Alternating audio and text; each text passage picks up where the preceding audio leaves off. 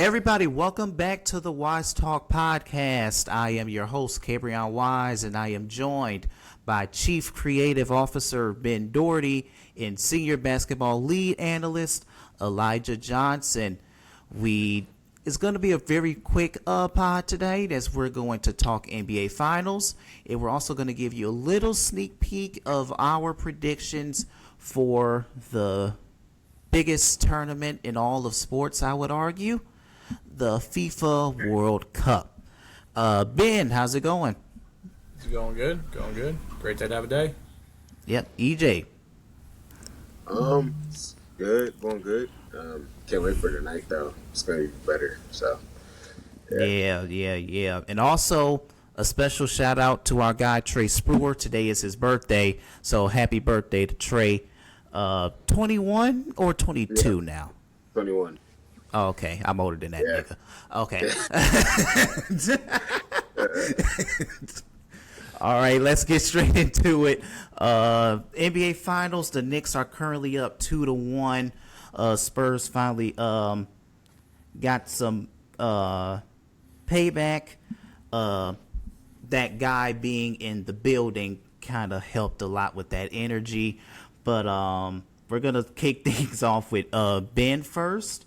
What are your what's your outlook going into Game 4, and what's been your the way you've been watching things, Games 1 and 3?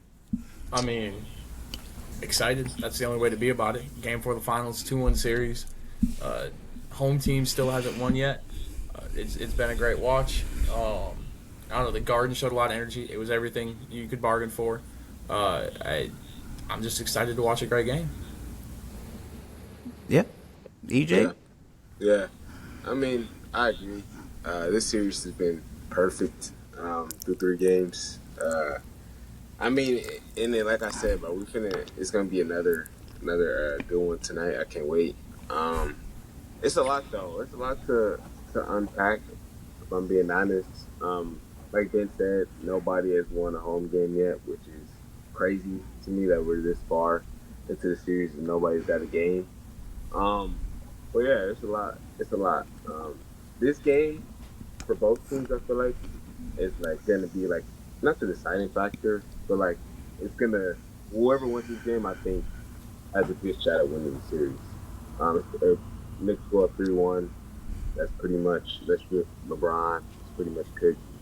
And then if the Knicks give up 2 at the crib, bro, I don't see the world where Spurs give up another one right away. You know what I mean? I can see them losing the Game 7, but I don't see them losing the Game 5, bro. And they already won 2 in a row. It's gonna be a lot. So I think tonight is gonna be one of those like deciding games before you get to like that Game 6, Game 7 type beat. Yeah, I feel you. It has been a great series, but it has not gone the way that I wanted it to go, because I wanted the Spurs to completely humble the New York Knicks. And it's not because of the team, because the team, it's a very likable squad. You can't really hate Brunson that much. Mikal Bridges is cool. I'm rooting highly for Karl Anthony Towns. No, you know, Damn. Hell no. What? Why? Where did Cat go to college? Oh. Who did Cat play for in college? Kentucky, the John Calipari, Kentucky. That's understandable. I mean, but 2026, bro. It's 2020. I mean, so much has happened. So much has happened. Oh no. Nah, bro. I can't get down with that one. But I feel you. I like, I said this in the group chat that I like this team a lot. The exterior factors, like the fans and all that, the jazz, all that stuff, that's not really my type. But I like this team so much, especially Brunson. Like, bro, I'm rooting heavily for Brunson right now. I just think that his story that's just like, I don't know, like getting sent away, you know what I mean? Well, 2nd round pick, by the way, put that out there. Then getting sent away, and then going to the New York Knicks, bro, damn near the biggest franchise in the league, bro, and like saving that shit. Like, if I'm being honest, just like picking that shit up from the ground and just building it back up. So I can't do nothing but root for him. Even though on the other side, I will say, Wemby, Stephon Castle, Dylan Harper, those are all one of my favorite basketball players in the entire world. But like, I don't know. I think that as a whole, this Knicks team in 13 wins in a row before the last game, it's like, bro, shit. Yeah. Like, you know what I mean? I don't know. I want that shit to keep going, even though it stopped. But I don't know. I think they should finish their story because this is like their year. I feel like in a way. Yeah, I understand that, but like also, if Jalen Brunson were to win, my agenda kind of goes in smoke. That small players can't win you a championship unless if you're an anomaly, Steph Curry. But at the same time, it's very easy to root. It's very easy to root for both teams, even though the Thunder fans hate the Spurs with all they might, because the Spurs are kind of doing what we accuse the Thunder of doing. Yeah, but that's really yeah, that's true. That's true. But like you said, wait, go ahead, Ben. Here's my thing though, right? Mm-hmm. The reason, in my opinion, I can't have the Knicks winning is because imagine the conversations that people are going to start having, especially with Stephen A. Smith as the head of sports media right now, about Jalen Brunson. The conversations that they're going to put him in. The conversations that Cat's going to put in. I guarantee you, they win this chip, people are going to be comparing Cat to Jokic. I promise you. I don't think they're going to go that far. I don't want to hear that. I promise you, Stephen A. is going to put up on that top 5 board, that stupid-ass top 5 board by the window, and you're going to see Karl-Anthony Towns over Nikola Jokic if they win this chip. I promise you, you're going to see that. Wait, can I say something, though? Go ahead. If, hypothetically speaking, Jalen Brunson wins 2 more games and he has a chip, is he... no disrespect, be honest. This is no disrespect. No. I'm not even trying to. That's the thing. I'm not even trying to do all that right now. But I'm just saying, hypothetically, if he wins this series, is he the best player in the East? Like, No. There's a conversation though for him being better than. I would say Tatum's up there. Okay. Fully healthy. I would say obviously Giannis is up there. Okay. And then after that, bro, it's like, you know what I mean, get a little dark, bro. But like, I think Jalen Brunson is better than Cade Cunningham, if I'm being honest. I think Jalen Brunson is better than Donovan Mitchell. So it's like, you know what I mean? He right there already. And if he wins the chip, come on, bro. Come on. I'm just saying, bro. Not to say that I agree with it, but I would think about it, if that makes sense. I would just. I would say the conversations will start, but no. Low key, I might be. Bro, you don't think I might be with that. Low key. I don't. Oh my god. I'm gonna tell you right now. I don't have him over Cade Cunningham, but I'd have him over Giannis and Tatum. Oh my god. Wait. I just Ben. You know my stance on Giannis. You know my stance on Giannis. We talked about this. Yeah, okay. I saw that.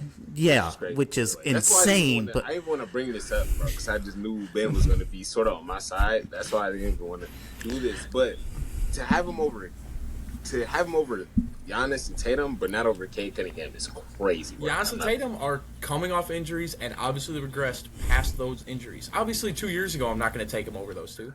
But I don't think that's fair to say that Tatum's regressed, though. I was about to say, I don't think Tatum has. Yes, he has.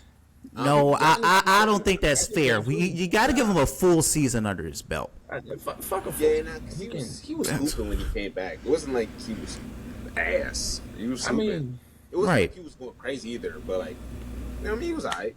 Yeah, he was alright. I mean, it was alright. He was cool, bro. I mean, he was doing very good for someone to come off an Achilles tear. So. I don't think that he was trying to go crazy, if that makes sense. I don't think he was in that mode just yet. I think next year is we're gonna really see. But I think, bro, like I said though, I think Jalen Brunson is right there, especially if he wins the chip. You know, that's sort of why I want him to win the chip, so I can just start. You know what I mean? The agendas. Shameless agenda pushing. Yeah, basically that's what it boiled down to for me, at least now.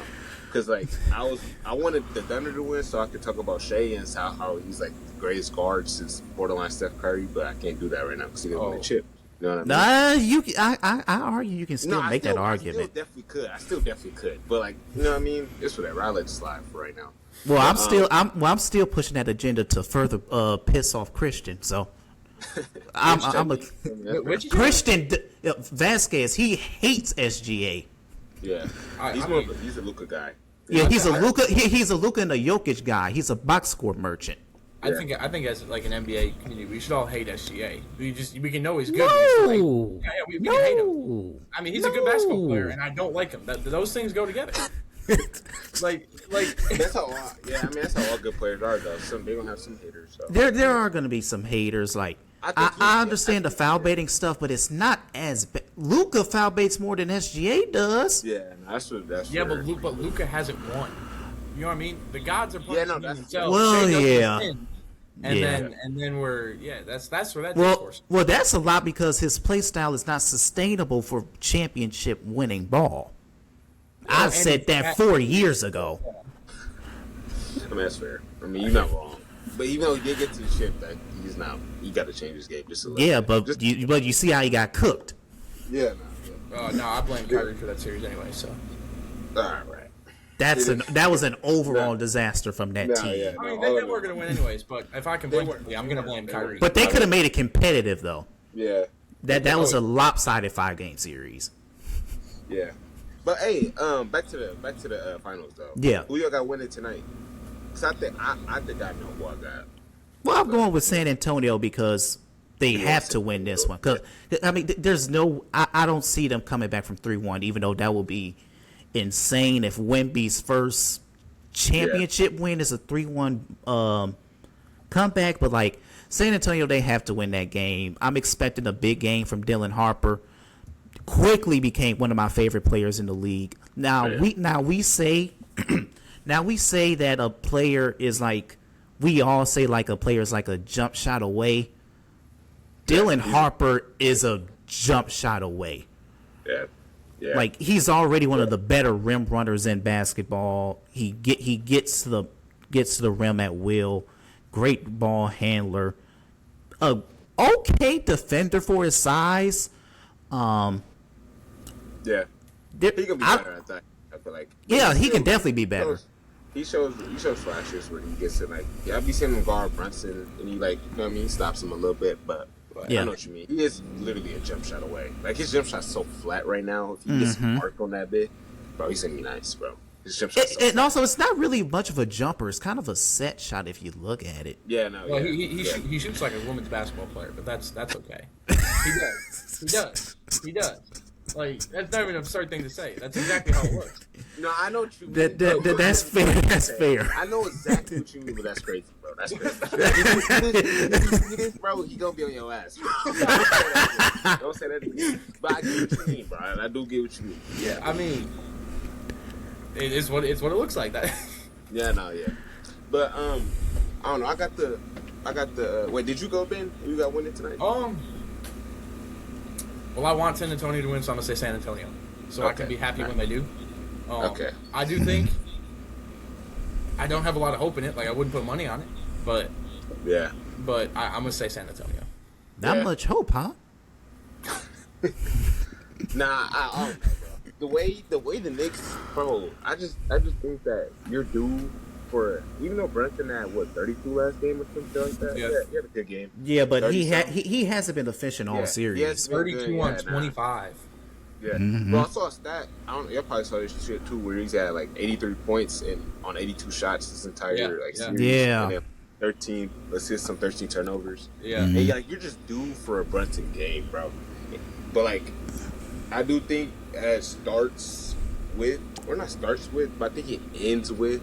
Or no, starts with, actually. I think it ends with Brunson, but starts with Cat, bro. Cat got to get a little bit better, which is controlling the game for 4 quarters, bro. He has these, like, quarters, like, first quarter, second quarter, where he's looking like best big in the league, bro. I'm not going to lie. Mm-hmm. And then, like, he stops getting the ball or he gets some foul calls, and then that's it for him. And, like, I saw a stat where he hasn't scored in the fourth quarter at all. Yeah, this series, bro.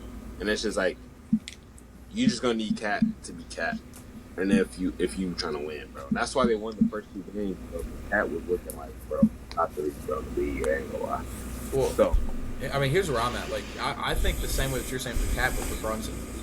I think Brunson is only a valuable basketball player in the last 4 minutes of every quarter, because that's the only time he turns up. When the game's flowing back and forth, he doesn't demand the ball.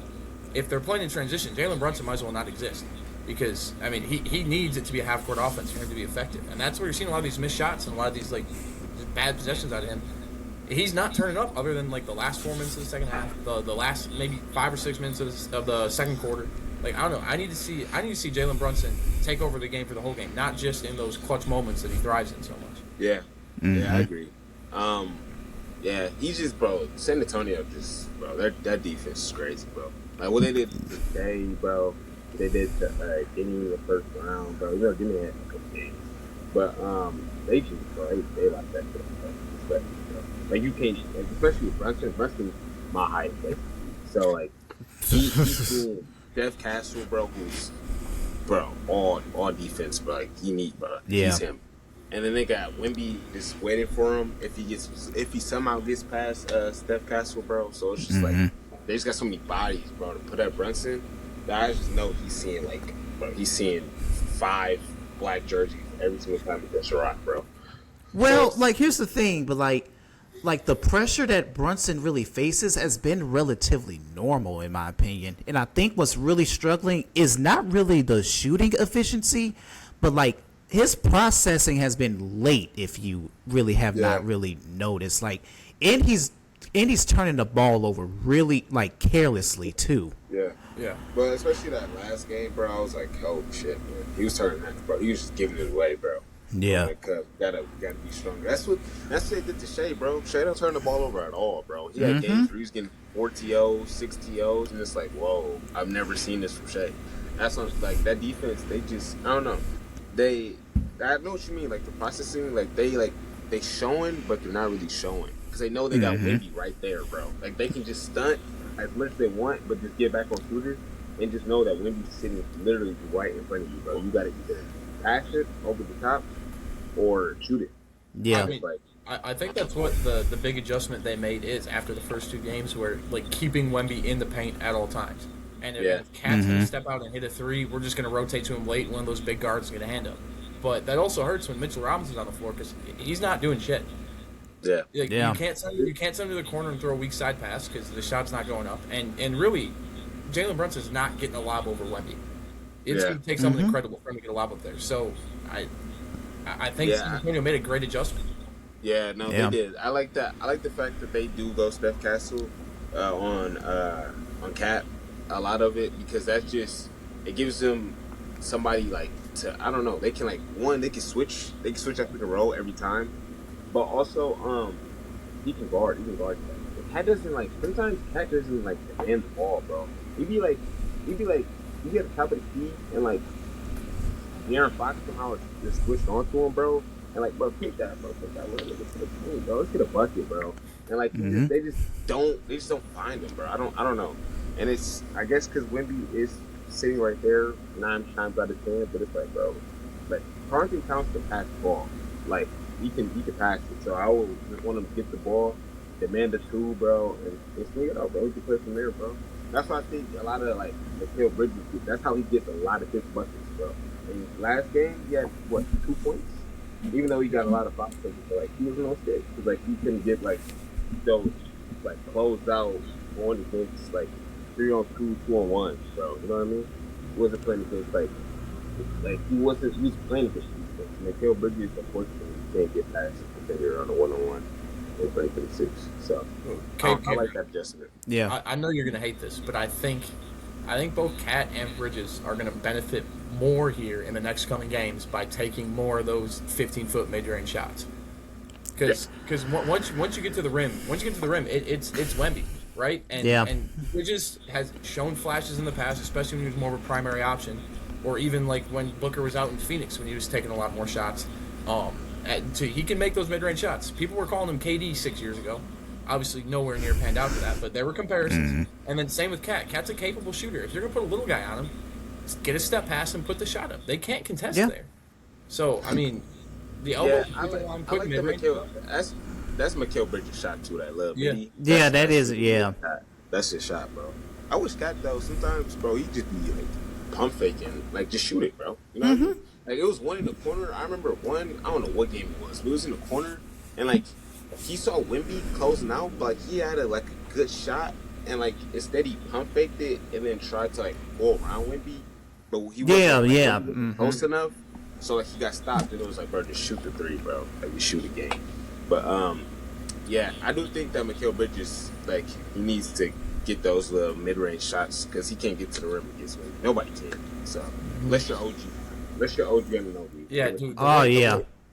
The Knicks wasted a prime OG and an OB game like that. Yeah. That's probably the best playoff game.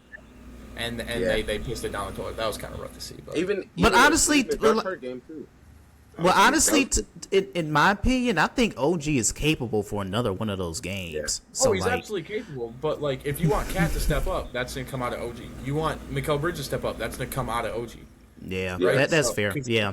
Because those shots he were hitting, those were off passes from those guys, or like the one he hit in the corner late. Like okay, OG's gonna take that shot there, not Cat, not Brunson. So like, yeah, I mean, but I think OG, especially the first game it was, where he had a lot, like he had like 12, 13 points, but like they're all big buckets, and I think that's where OG is gonna get a lot of his like money from, is like just those timely threes, bro. Because he makes the threes that be heavily contested, like in the corner, fading out of bounds, bro. And I think that's like, if he can get those 1 to 2 every game, you get like a Mikal 10 to 12. Josh Hart again, just doing what Josh Hart does, just everywhere on the basketball court. Maybe he can make a couple threes. He's been good. You know what I mean? You get Brunson, not turn the ball over as much. And you get just a consistent Cat game. I think he'd be all right. I think OG really shows his maturity in the playoffs. Like, he's been the equalizer for the Knicks, and it comes back to that Toronto run. He was obviously not as big of a role, but he was doing the same thing there. He'd come in, he'd play great defense, he'd hit a big shot. And it's now carried over into more of a volume role where, like, he'll give you 28 randomly on Game 3 of the series. And I don't know. I love OG Anunoby. I think he's been so consistent and so amazing for the Knicks. He's a big reason they're here. He's the perfect role player. It's almost disrespectful to call him a role player. Yeah, nah. He upgraded from that 3-and-D role. He used to be 3-and-D. I think he's upgraded, bro. Because like, no 3-and-D guys give you 20. Basically averaging 20 on what, 60% shooting, 45 from 3, some shit like that, bro. He's not missing, dog. He's genuinely not even missing, bro. Postseason, he's 48, 57. Bro, for 20 points a game. Jesus. I mean, that's nuts. That's nuts. Jesus. Bro. He's also giving you a steal and a half, a full block. Yeah, bro. I mean, bro, I be seeing the blocks. Bro, I be seeing the blocks he be getting, bro, in transition. I'm like, bro, holy shit. Bro, like, off one knee, bro. Like, it's just crazy. It's crazy. He's hooping. He's hooping. Yeah, he's one of the few players in which all 30 GMs would say, give me him. Yeah. Oh, yeah. I mean, they fleeced the Raptors. What they give Emmanuel quickly? Yeah. And I don't even think. And is he with Toronto still? Yeah. He didn't play. He didn't play. Yeah, he didn't even play in the playoffs. Yeah, that's right. Yep. And also, huge thing of OG. Obviously, the last game kind of skewed the number just a little bit, but he's a playoff riser. He's up 3 points per game. He's maintaining his steals, adding almost half a block, cutting his turnovers in thirds. Obviously, he's touching less of the ball because it's Jalen Brunson time at the end of almost every game. But I mean, cuts the turnovers in a third. He's got less than half a turnover right now. I mean, he's incredible.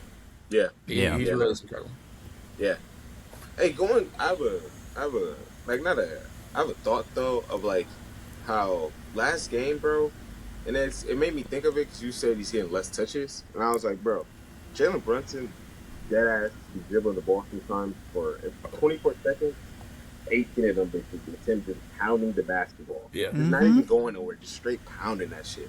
And that is probably like the most annoying thing to watch in all of basketball. Besides you could say flopping. I don't really like care for flopping, but like I think genuinely, like when a player, like it reminds me of 2018 Harden, bro, or like James Harden now. No, James Harden now. Dribbles the ball. He dribbles the ball, bro, for like 20 seconds going nowhere, bro. That shit is so annoying. That is exactly how the Spurs went from down 7 to up 1 to start the second half. I know you guys weren't watching it, but I was tired of Richard Jefferson and Reggie Miller, whoever was on the normal cast. So I was watching the Pat McAfee cast, and even those guys were calling him on it. Even those guys, Jalen Brunson's still dribbling the ball. Those guys don't know a lick of basketball at all, and even they're calling him out. Like the entire start of the second half was just Jalen Brunson trying to get himself going and absolutely pissing away what could have been a double-digit lead if they come out strong in that second half. And I think that's how the Knicks won 13 games, where like it wasn't just Brunson saving, bro. You know what I mean? It was everybody eating, bro. And I think that's how they won even the first 2 games, bro. Everybody was eating, bro. And then Jalen Brunson comes in and like gives you 6 in a row in the fourth, and that's how you win a game. And I don't think that like he can obviously those days where he's like not missing. Obviously, you want him to dribble the ball as much as he can or wants to, but like when that shit is bad, bro, that shit is bad, bro. I don't want to. It just sells your team, bro. I'm not You also lying. got to remember he's not being guarded by James Harden anymore. Mm-hmm. And he's dribbling like he is. Yeah. And also, I mean, and also the nobody Wait, go ahead, EJ. There's nobody you can pick on besides like maybe Champagne or like Vassell, but like even still, that's solid. But even That's- Champagne, with any defender, you move your feet just a little bit and push him just a little bit away from the basket. Wemby's there. Yeah. Because there were times like he beat his defender and now he's back to the basket against Victor Wembanyama and he's dribbling towards the corner from the baseline. Yeah. Worst place to be in basketball. And that's just Yeah, that's definitely fair. We spent a lot about the Knicks. We need to talk about the Spurs.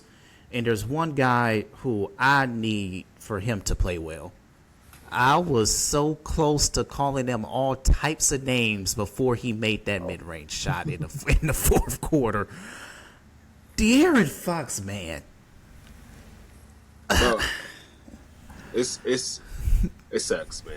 It sucks because the world is hating on, and I am too. I'm a part of the world. I'm hating right now on De'Aaron Fox. Yeah.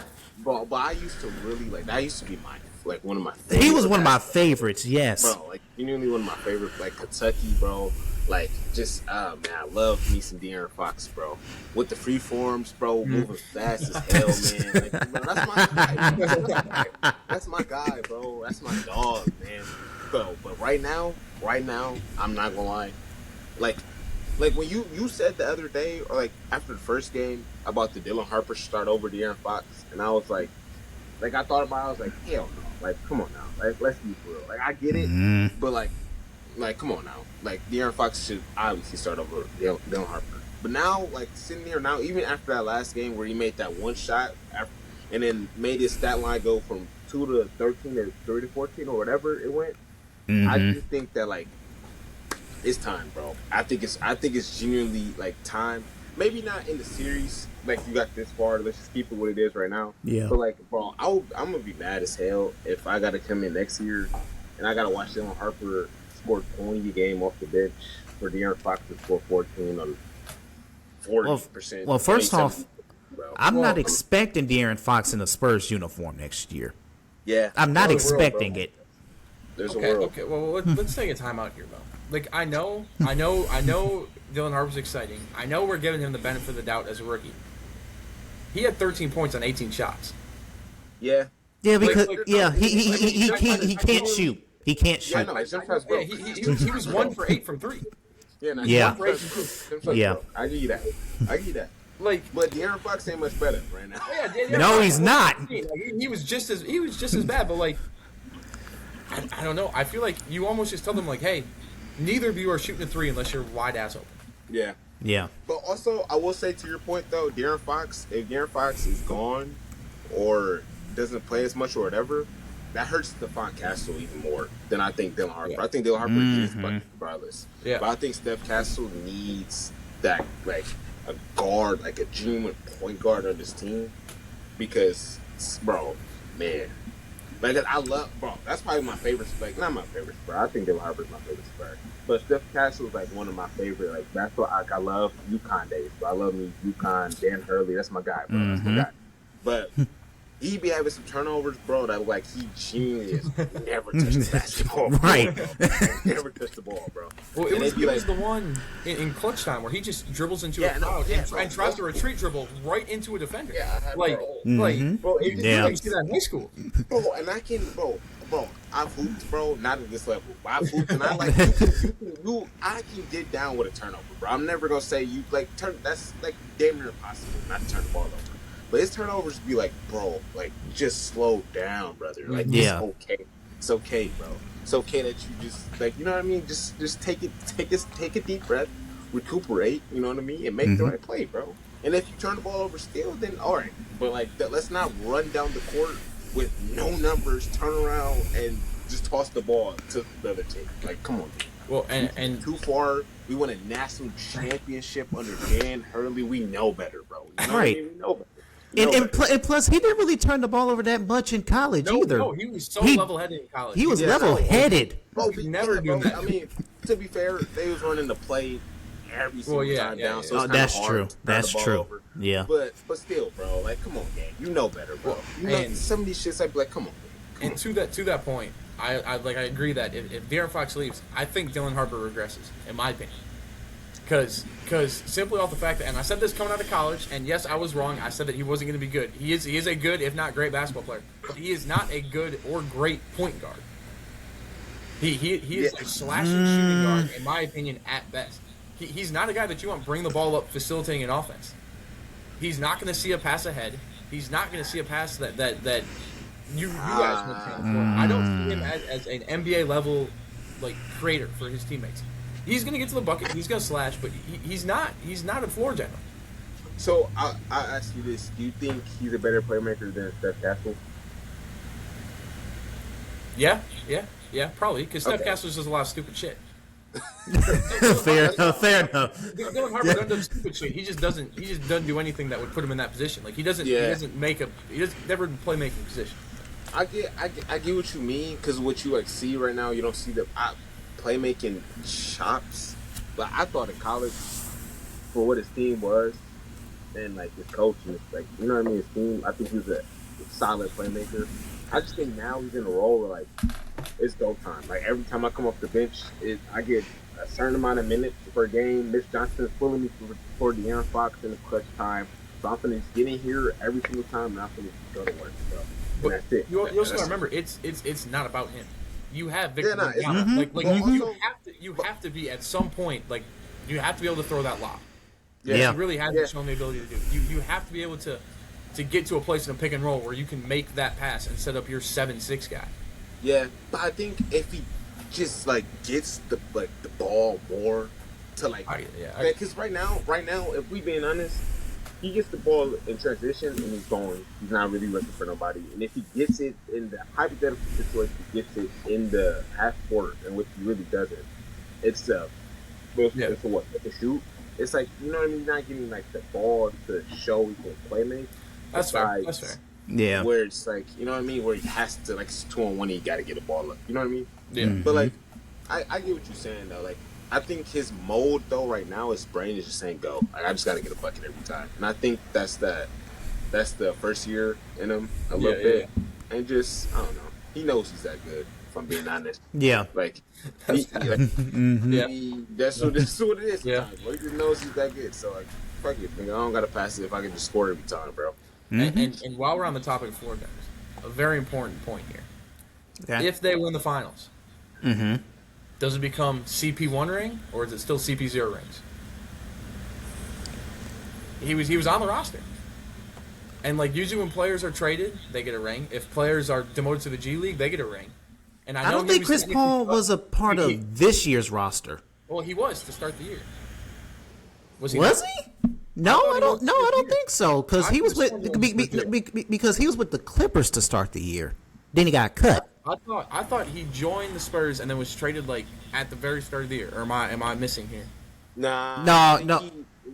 I think he signed in the off season with the Clippers. Okay. Yeah. Ooh. Yeah. All right. Yeah. Hey, but Hey, shout out to CP because I mean, Chris Paul has done a lot for that team. Yeah, Yeah. and he also made that Thunder team too, so he actually gets 2 rings. Yeah, So that's kind of that's kind of true. Yeah. 2 of them, bro. Shout out CP3, bro. Hey, we don't mess with the Clippers, bro. That what they did to my nigga, bro. You don't get to. Well. You know, I am not a Chris Paul fan, but how the Clippers did him was a bit dirty. Nah, that's L. It was a bit dirty. The Clippers are the perfect example of horrible player treatment, great fan treatment. Yeah. Oh, yeah.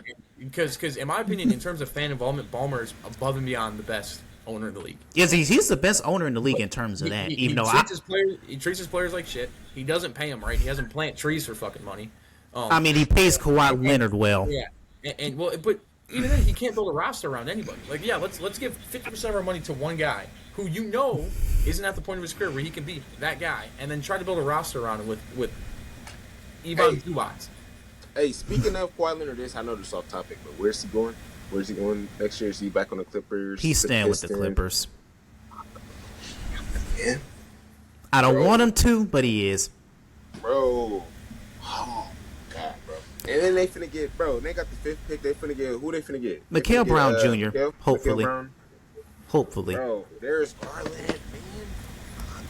This is. I think Brown Jr. can be better than Garland, in my opinion. But I think, I just want the ball in his hands, man, off rip, bro. Like, that's not even, bro, come on, bro. Darius Garland, like, come on, man, get out of here, bro. Respectfully, though. Respectfully. Because I like Darius Garland, but, bro, this is how I feel when Dylan Harper went to the Spurs. I'm like, bro, like, I don't even want to see this, but I just want my nigga to have the ball in his hands 25 out of 25 possessions. Like, I get it, but in my opinion, I don't think there's a better system for him to be in. Mikael Brown? No, Dylan Harper and Mikael. Well, low-key Mikael Brown, too. Because among all those options in the lottery, I think that's probably the best one for him. Whoever goes to the Nets and the Kings are getting. Let's go back to Kawhi for a second. Okay. Yeah, sure. Where do you judge Kawhi's trade value in terms with KD's trade value? Huh. And if you're a Clippers owner that is simply just trying to put butts in seats, which is kind of all you're doing next year, because you're not going to win anything. Okay. Wait. Where are you going with this? I like Kawhi on the Rockets better than I like KD on the Rockets. Well, in terms of team, like the team wise, yeah. Well, you know what? If I'm the Rockets owner, in my opinion, KD's trade value is higher than Kawhi's. They both got a year left. Why not? Why not? In their contracts? Do they not? Does KD have more than a year? Nah, Kawhi's only got one. I think KD got 2. I think Kawhi has 1. KD's got 2. Okay. Wait, so you saying Kawhi to the Rockets? I'm saying Kawhi to the Rockets for KD, straight up. Straight up? Straight up. Wow. Straight up. Oh wow. Straight up. Because if I'm the Rockets owner, with what was happening on Twitter and what's happening on the court in the locker room, watching KD off the basketball court this year was horrible, and he's not good for a young roster that is trying to reflect mentality. Why not take a championship-proven guy who's shown he can lead locker rooms in Kawhi, and just get rid of KD? Nah, bro. Can Kawhi lead locker rooms? It sound good, bro. He has it with the Clippers. Well, Napoleon couldn't leave the Clippers locker room. Let's be real here. I was about to say I can't get down with it. No, the KD will actually might rot if he goes to the Clippers. Good. Nah, bro. Good. Good. Nah, bro. Hey, watch out, bro. Chill on my go, bro. No. If you'd have had me 3 years, no, if you'd have had me 5 years ago before 2021, I would have been with it. I loved KD back then. Then he went to Brooklyn, hated him because we were playing him, and then ever since then he's just done everything wrong to progress his career. And it's on him. He's asking to go these places, and then they suck. That's on him. Well, in my opinion, I think Brooklyn was a lot was outside of his control. Well, yeah, that's injury stuff. But I'm talking about he goes to Phoenix and they lose. And then the vaccine thing with Kyrie and but like then he goes to Houston and they lose. And this year was really on him, right? Because bro. Yeah, wait, when you cut on the tape, When you cut on the tape, what I'm seeing with my two eyes, bro. There was no tape to cut on because he wasn't on the floor. Bro. Okay, I get that. But in the 78 games that he did play in the regular season, they needed All NBA, All World Kevin Durant, and they barely scraped by. They barely scraped by. Okay, but it was a reason why they were one of the worst clutch teams in basketball. Okay. Well, no one can process. That was mostly because you were putting the ball in Katie's hands in the clutch, and just every team blitzed him at half court, and that was one of the worst basketball walks I've ever seen in my life. Yeah, no. Yeah, but a lot of that is because every single Rocket doesn't know how to react to a double team. Okay, so here's what I'm saying. You put the ball in somebody else's hands. You bring Kawhi on the floor. Who?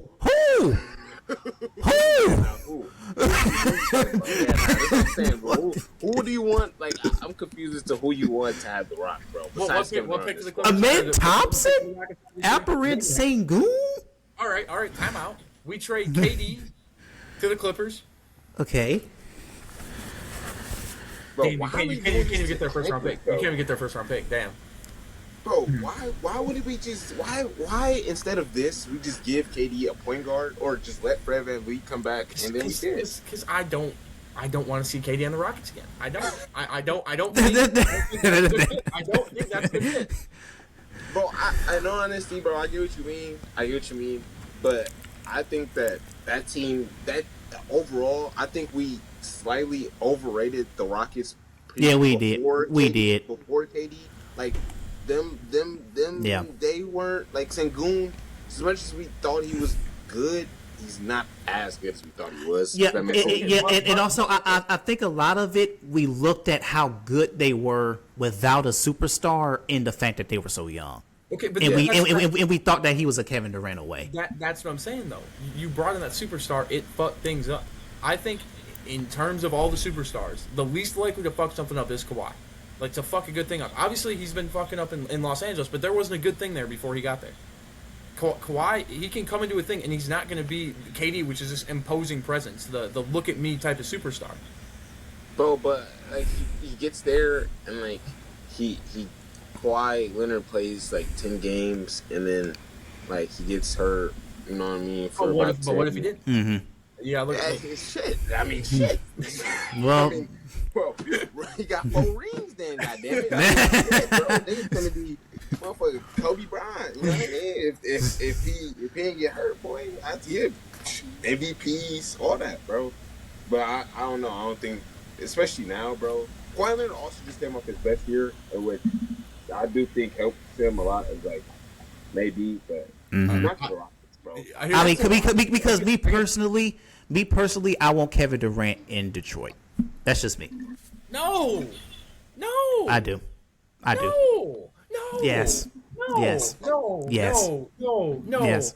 No. Yes. Somebody gotta go to Detroit, bro. Somebody got to go to Detroit. Somebody got to go. Somebody got to go. I'd rather send Giannis to Detroit. Oh my goodness. No. Wait, what? Wait, whoa.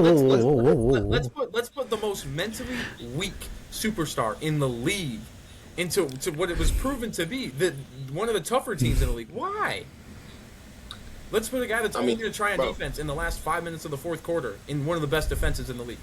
Let's put a guy that's going to demand the ball out of the hands of who was until late in the postseason. That's what they need. That's what they need. They need somebody to take the ball away from Cade at times. No. Cade's going to figure it out. Let Cade be Cade.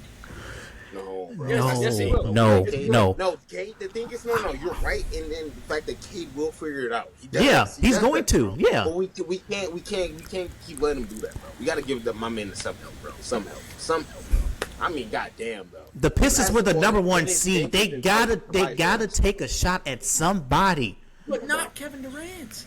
All right, that's cool, bro. We can move on from KD, bro. But I give you KD. You know what I mean? I give you. I mean, the same. Yeah, we here. But somebody gotta go. Somebody go. D-Book, Kawhi. I'd rather than take shots at people like Jared McCain.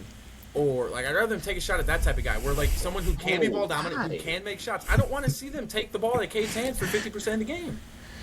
But I don't think it's 50, bro. I don't think it's 50. And plus, KD don't need the ball in his hands. Oh, but he's gonna ask for it. I mean, he in the clutch. in the clutch. He was down there with Book and Beal, and Book and Beal weren't touching the ball.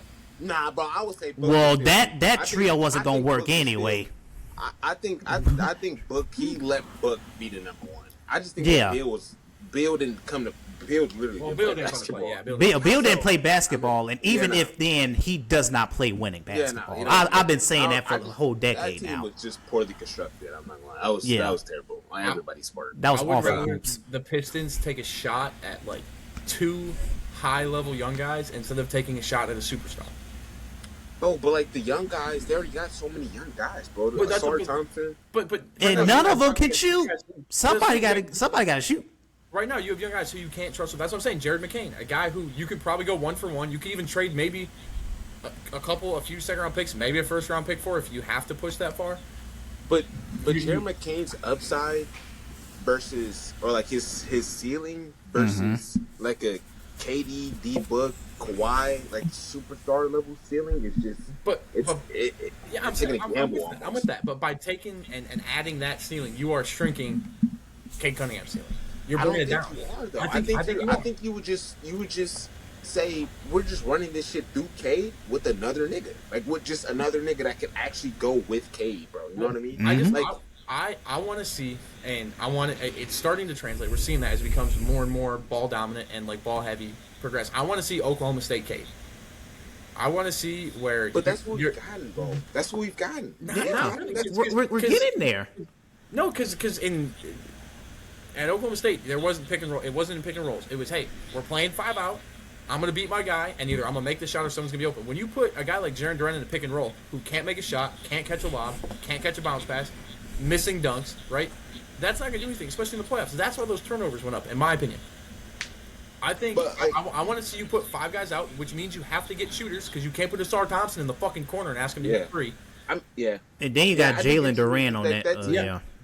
That team, like they have no like spacing. Like this shit is like there's no spacing. Like it genuinely reminds me of like Big East basketball, where like it's just bro, 4 niggas just in the paint, bro.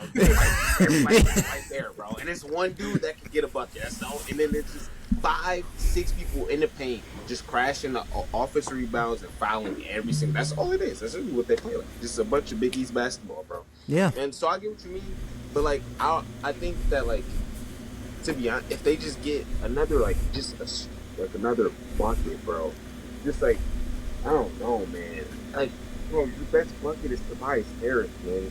It just makes me like sad, bro. And then you have a guy who's about to get a max who only averaged 10 points this postseason. We don't talk about. Well, I don't think they should sign him.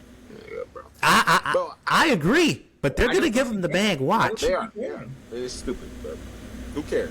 See, that's the type of shit that like you just gotta let teams just die. Then just die, bro. Yeah. If you want to be stupid like that, bro, go ahead, bro. Wizards, I don't feel bad for you, Jazz, bro. Kings. Speaking of the Wizards, y'all gonna hate this too. I'd rather have Trae Young than Kevin Durant on the Pistons. I think because you're gonna pay less to get him. You're gonna have to get rid of less to get him, and I don't think the Wizards really are in the position to have Kevin Durant. So, I mean, okay, 3-team deal. Bro, I'm saying they're not. The Wizards aren't getting KD. The Wizards are getting. I mean, they'd be getting. But why? Whoever the Pistons but might why? But why would Trae and like you want Trae and Cade versus Cade and KD? Absolutely. Trae and Cade? Absolutely. Bro, but Trae, that's literally 2 people that just that's the men. You're talking about somebody that demands now the that ball. that's if you talk about someone who demand the ball. Oh, Trae Young is shooting the ball every ball. I think it's progressed far enough from 2021 Trae Young to where we could be like, hey, guess what? You are number 2. Be number 2. Because Trae's a guy that can make those shots at the end of the clock. He's a guy that can hit knockdown threes when the ball's kicked to him. And I think at a 42% rate. He's shooting 42% because he's shooting from 42 feet. I mean, he's not wrong. Like, I get it. If you pull from farther than 32 at any point, you're just not gonna play. And just beat into his mind like you are the number 2 option. Your job is to make shots and create at the end of the clock. Other than that, Cade's our guy. And you won't flop for him because it's fucking Wizards Trae Young. Oh, but over KD? Over man, KD? No, KD's a cancer. no. I don't want to see another team die. But I just don't think in this. I get what you mean, bro. But like, I just like versus Woody. Like, you can't tell me Woody's in right now in the Houston Rockets is better for Kevin Durant than the Pistons are. If that makes sense. Like, like Cade Cunningham, point guard, all like the infrastructure, bro. I just think, like, in all honesty, bro, I think if Fred VanVleet and Steven Adams played this entire year out of like healthy, this team is just way different. Not saying that they're gonna win the chip, bro, but they're just a different team, bro. Like KD has to play PG at the age of what, 36, 37, bro. That's not gonna work. Like, and it's not.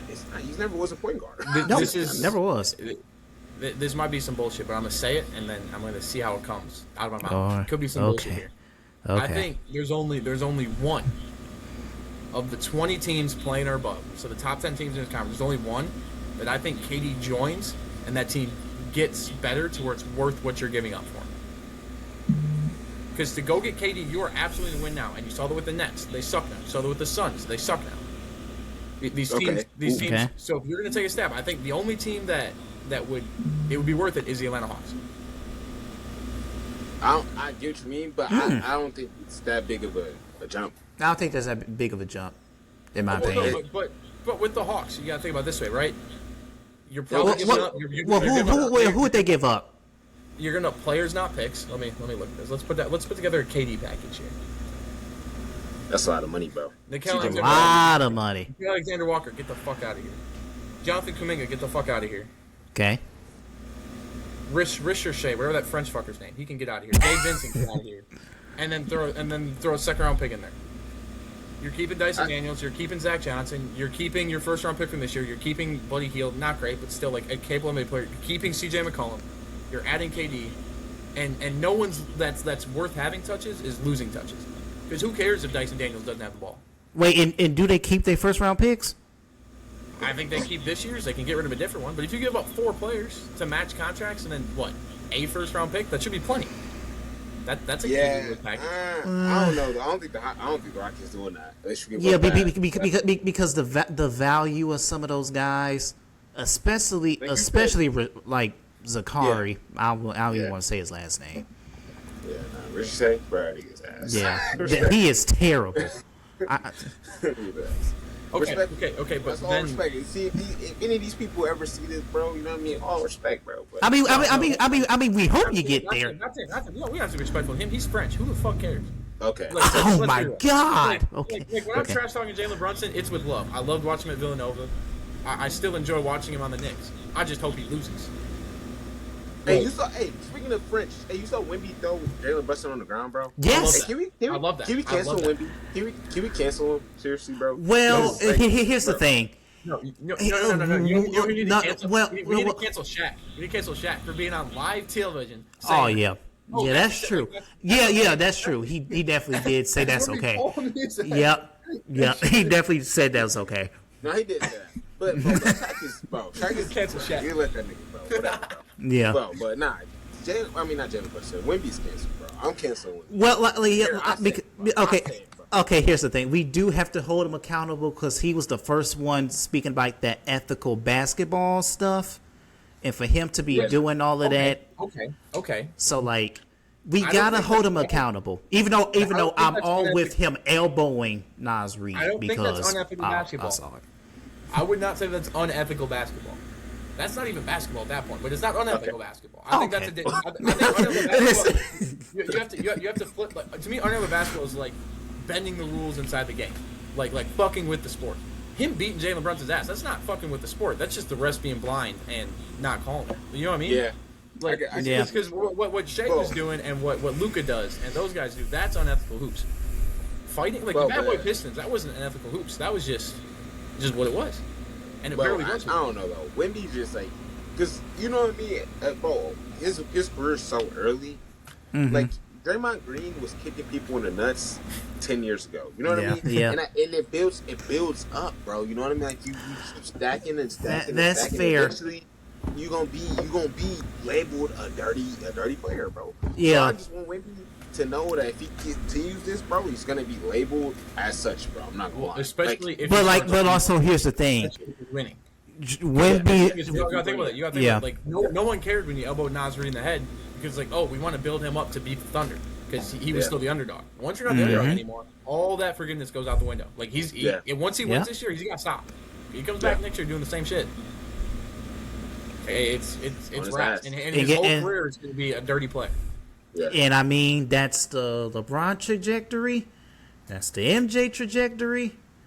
That's the Kobe trajectory.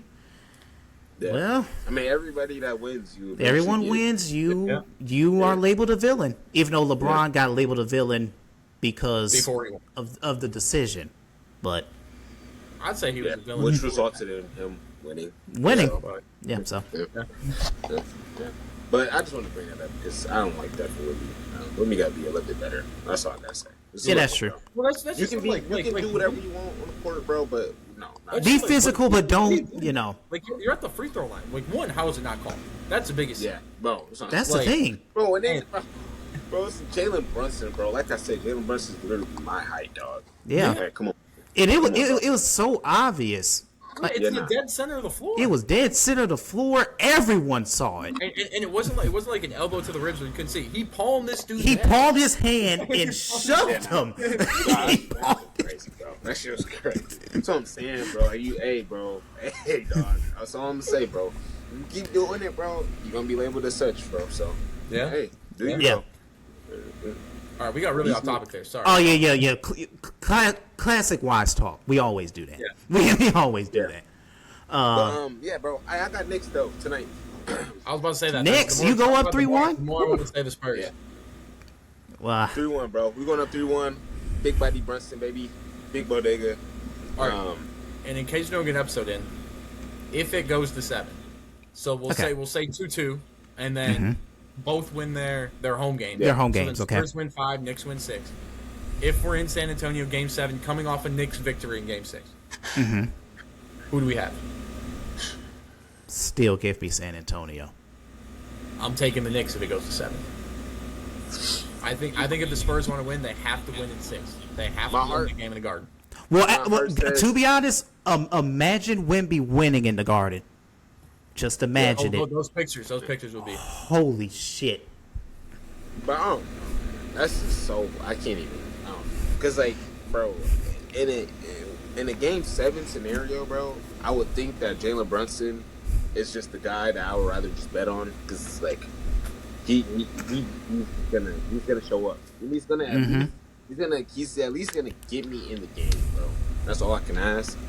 But at the crib though, bro, give me Spurs, bro. Champagne, that nigga don't miss. Champagne does not miss. And something else that you kind of can see from last game. I think this is a huge point that the Knicks just have to give kind of a thought about. I think last game the Knicks went on their run too early. Other than when they were blowing the doors off the Cavs, like when they were in those close games early in the series with Atlanta, and when they've worked their way through these playoffs, their runs where they've won games have come third quarter, fourth quarter.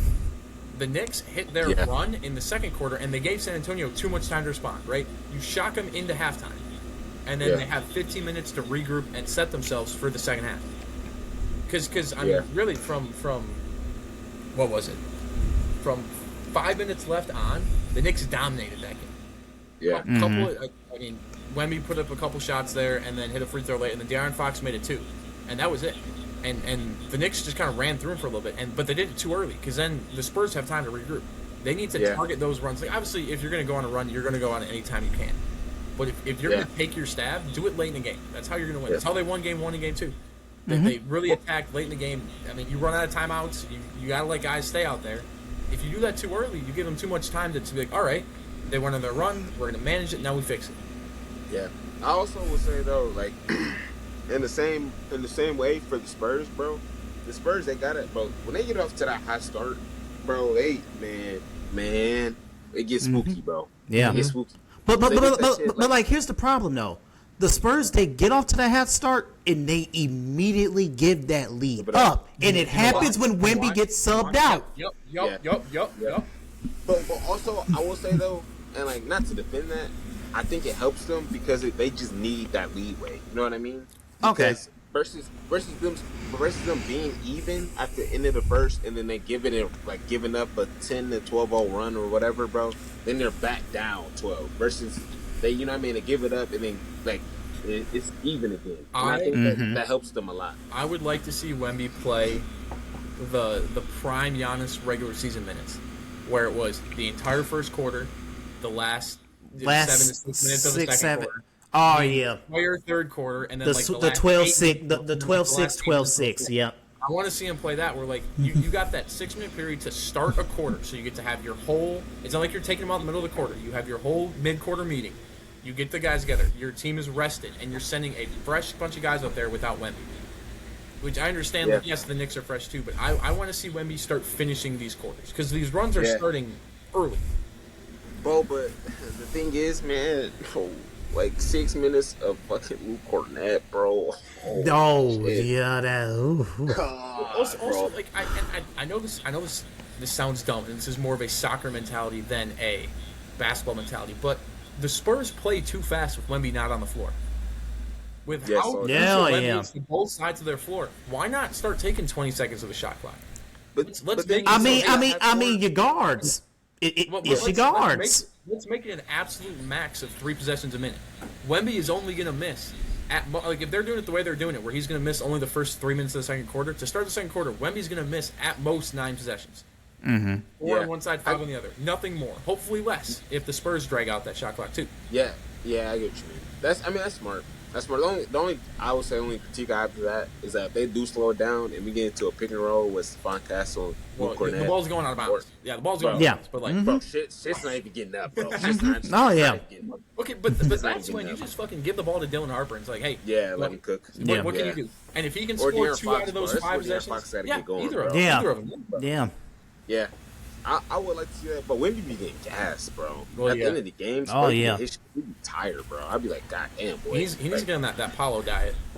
Yeah. Stick an IV in his ass during the games and just get him, Yeah, bro. But I got me Knicks. De'Aaron Fox, bro, dead ass stuff. De'Aaron Fox, if you seen this, bro, please. I just beg you, baby. Please. I need a king's performance out of you. I need a king's performance out of you. Down, bro. You let me down. I just that's all I want to say. You just let me down. Put a beam there. Bring a beam with. Have him smack down before the game. Maybe he'll lock him in. Bro. Maybe. Something, man. Something. He got to give us something. Oh, my bad. I forgot to bring up 6 Man of the Year, Keldon Johnson. Actually, don't. Cancel. Don't. He is exiled. Not under surveillance. Exiled. He's not playing that bad. Last game, he out of 10, like 10 being the worst, he was like a 6, 7. But other than that, it's been 11 out of 10, bro. Like, bro, don't leave it. Bro, you saw him push Mitchell Robertson into to the Wemby. Oh yeah, to Wemby. Fucked up a whole 4-point play. Bro, his shit is broke. It's broke. It's a slow ass release too. I never realized it until now. Nah, his shit is broke. He's a black hole. What they call it, black hole, where that motherfucker get the ball and he's not giving that shit up. He's not coming off the ball. And here's the thing about it. He can't shoot well. He doesn't rebound. He doesn't pass. He's not that good of a defender. He's not quick. Yeah. Just energized. He just gets He's an energizer bunny. But like shit not even. Hey, and guess what? He's still a plus player on the series. I knew you about to say that. They are better with him on the floor than with him off the floor. I knew you about to say that, bro. And that's why, bro. And that's why we ban all that shit come 2027, all right, bro? No, the plus minus. No, the eye test matters, right? And it might look stupid, it might look horrible, but at the end of the day, it's winning basketball.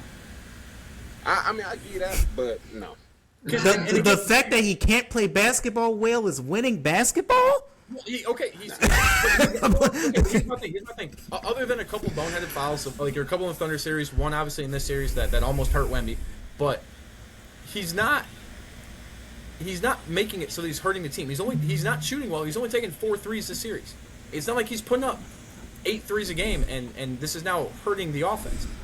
He's adapting well to his disability, and it's adapting well to his disability. Wow. Or inability. Sorry, inability, not this. Here we go. There we go.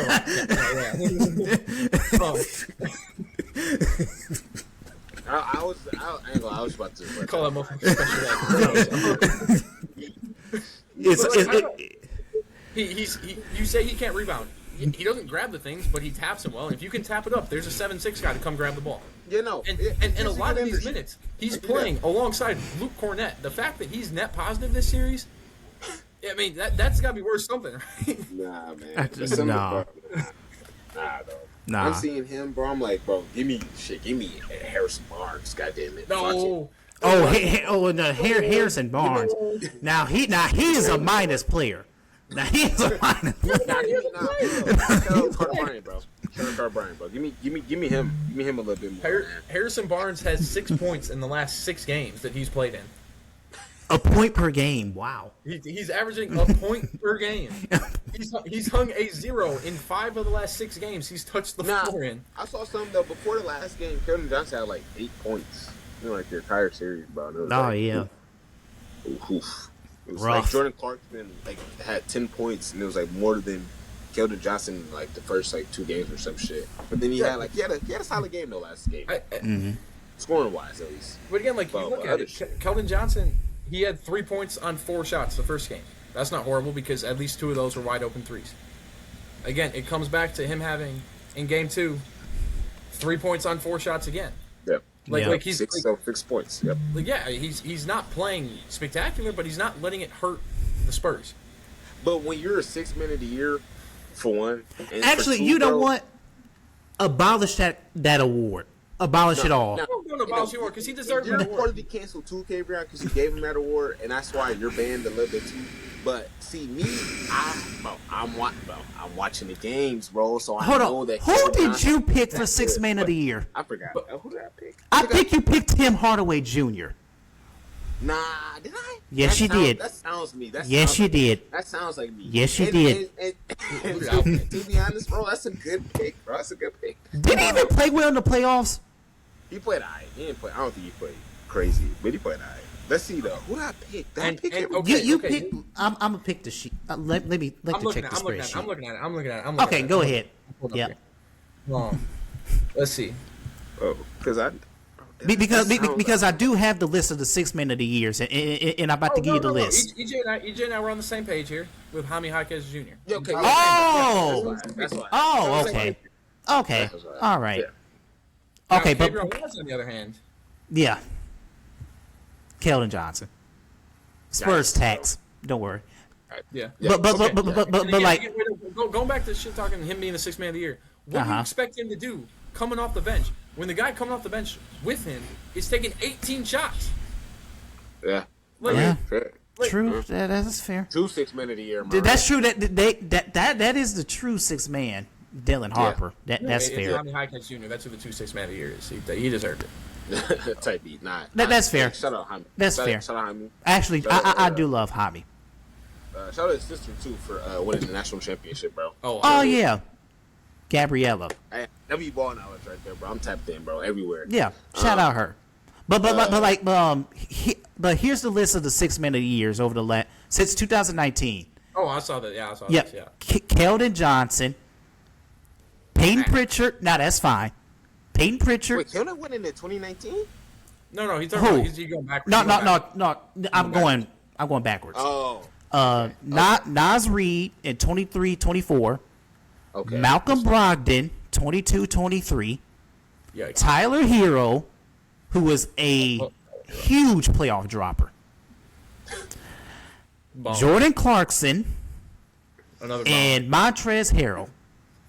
Hey, hey, Jordan Clarkson is not a bum, bro. You saw what he did, bro? So he did that last That- game. In Utah, he did not perform well in the playoffs.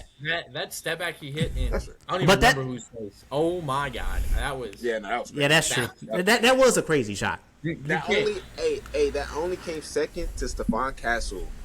Right Oh, right wing. wing. Out of bounds. Bro, smacking, bro. That boy. If I were a Knicks fan, I would be so deflated after that shot. I would be. Because I really thought, because they were down, like, I think they were down 4. Yeah, they should have been put them up 7. That put them up 7. I was like, bro, they get Brunson the ball back and he just scored. I'm like, ooh, it's spooky. Ooh, it's spooky. Mm-hmm.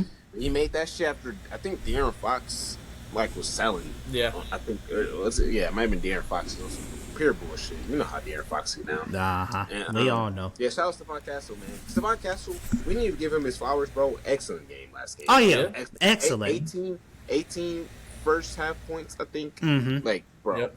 Bro, he's getting downhill every time. Only 2 turnovers, yeah. Yeah, bro. Getting downhill every single time, man. Because you can't. Like, when they, bro, them 2 niggas, when they getting that shit going, bro, it's, bro. Well, they were finally getting there, and then they were blocked. They weren't shooting stupid ass bullshit. They just threw it up the rim, which is what you're supposed to do. That's what you're supposed to do. Like, that's why I feel like Wemby, bro, it's imperative that he just gets out right away, bro. Because he was just he's on the rim from the start, bro. And it just made his game from bagging up so much easier, bro. And it's like, he needs that. Because when he started the game shooting, bro, that bullshit, bro, which is pissing me off, fine. Yeah. Well, Wemby one of those guys that really should not take a mid-range shot for the rest of his career. Like, he's a complete opposite of Captain Bridges. Like, there's no reason. If you're already 12 feet away from the basket, take one step and dunk it. To take one step, yep. Wemby's got getting away from him, unfortunately, though. Yeah. Oh, yeah, that's true. But don't put on too much weight because I don't think his body frame can handle that. But here's my so thing, don't put on too much weight. Like, I understand for like mentality stuff and for like headlines and shit. Why were you in China with some monks when the only thing that you need to do with your game is to put on weight and get stronger? What? Bro, the monks. Get he was in the weight. Well, I don't care how mentally strong you are. Go bulk up. Bro, that boy, he was with the monks, man. Bro, come on, man. You know how the monks get down, bro? Yeah. Bro. Well, yeah, bro, monks, every single monk, you can see their belly button from behind them. That's like Wemby doesn't need to be there. He needs to be putting on weight. Hey, bro. Shout out, I don't know any monks. Yeah, I don't know either. I don't know either one either. Shout out to the monks, bro. You see they be at the games, bro. Yeah. The monks, bro. Yeah. They're everywhere, bro. Shout out to the monks, bro. When he cut his hair last series, bro, what'd he do? 30. That's the monks. Then he need to get another haircut. He need to get another haircut then, because goddamn. I mean, bro, hey, shout out to the monks, bro. Power of a haircut type shit, bro. Holy Christ. A step back from we should move on. Yeah, we should. We went a full hour about this. Yeah. Now this isn't really. Well, this is sports related, but this is media wise. ESPN and Pat McAfee is negotiating a deal that could pay him over $60 million per year. You know my stance on it. No, I don't care. I'm not worth $60 million a year. No one's worth $60 million a year, but I'm not. No media person is worth $60 million a year. Okay, but here's why you have to pay Pat McAfee, because every day that Kendrick Perkins goes out there and says some stupid shit, and every day that Stephen A. Smith goes out there and says some stupid shit, the media and the players get farther and farther divided. The Pat McAfee Show is the only mainstream sports content out there that is inviting the players, talking to them kindly, not openly scrutinizing them. You go on the Pat McAfee Show, unless really screw something up, they are never on your ass. It's not, you're not showing up the next day and Pat or the toxic table's out there just going after a guy, right? That's true. That is true. They are the last bridge between the players and the media. And if you cut him off, ESPN is going to crumble away from any player content. Hey, now I'll ask you, Ben. I'll ask you. Because I think I know the answer as to why they like him. But why do you think they like him? I think they like him simply just because he doesn't treat them like shit. Like they don't overreact there. That's the biggest thing. But why though? But why does he not treat them like shit? What is the common denominator versus the Stephen A. Smith versus, you know what I mean? The niggas that, you know what I mean? They don't. They never hooped before. They never done. They just never. Well, he's a former player. That's the biggest thing. He's a former player. Yeah. Okay. That's why they like him so much. Bro. Yeah. Versus the Stephen A. where it's like, you know what I mean? I think that's like where I think media is sort of going now. I think you're just going to get more former players just in media. When you're already because seeing it with podcasts. Yeah, we're already seeing it, but the quality of the media is still going down. Because these former players, they ain't that much better. Well, no, but they ain't that much better. Actually, not. To be honest, I think we're getting to the point where you can't just put any player up in media and people are going to take their word for it. They're starting to realize, like, holy shit, Kendrick Perkins has no idea what he's talking about when he talks basketball. Yeah. And I think the more we segue towards that, the more we're holding these guys accountable. Because, like, having Shaq say some stupid shit during halftime, not be able to pronounce a player's name, that's funny. But we're starting to realize, and it was funny for a while. Well, yeah, it's like, hey, like, wait, why? Like, he has no credibility anymore. And as we get to more like Pat McAfee style shows, where not only do they have their guys, but they're bringing guests every single episode that are experts, that are active players, that are whatever. They're not just like pissing away whatever their opinions say. They're learning as they speak instead of just speaking their opinions as fact. I think that is going to improve sports media. I think Pat McAfee is good for sports media. Yeah, I think the format of the Pat McAfee show is legit perfect sports TV. Yeah. It's perfect sports TV. I'm not rocking with Pat McAfee because he's been doing a lot of grifting as of late, but it is what it is. It is what it is. I mean, but at the same time, right? I can't exactly expect anything more coming from a guy like Pat McAfee. So, yeah. I mean, you're going to deal with the absurdity. You're going to deal with the fuck shits and darns after the first 2 hours is over. But I think in terms of you want to see the best content with the most honesty, you're going to see it on the Pat McAfee show. However, I would agree. However, I don't like him on ESPN because I don't really like where ESPN is going as a company. I don't like the productions they've put on when displaying like games and stuff like that. I don't like the live announcers they're choosing to employ. And I'd rather see him go do something else on his own again because I think he could get paid privately. Like, he just re-signed his sponsorship with DraftKings. First time since the ESPN deal where he's now re-signed with DraftKings again. So, like, I'd like to see him do his own thing. Be able to be true to himself instead of following that fuck-ass mouse. That's my opinion. Bro. Oh, yeah. With the passion. Yeah. I mean, the only thing they get right really is NFL coverage. Yeah. But even then, that's mostly. But even then, it's still show. That's the Pat McAfee show. The Pat McAfee show, Stephen A. Smith is worse about football than he is about basketball, and that is saying something. And that says a lot.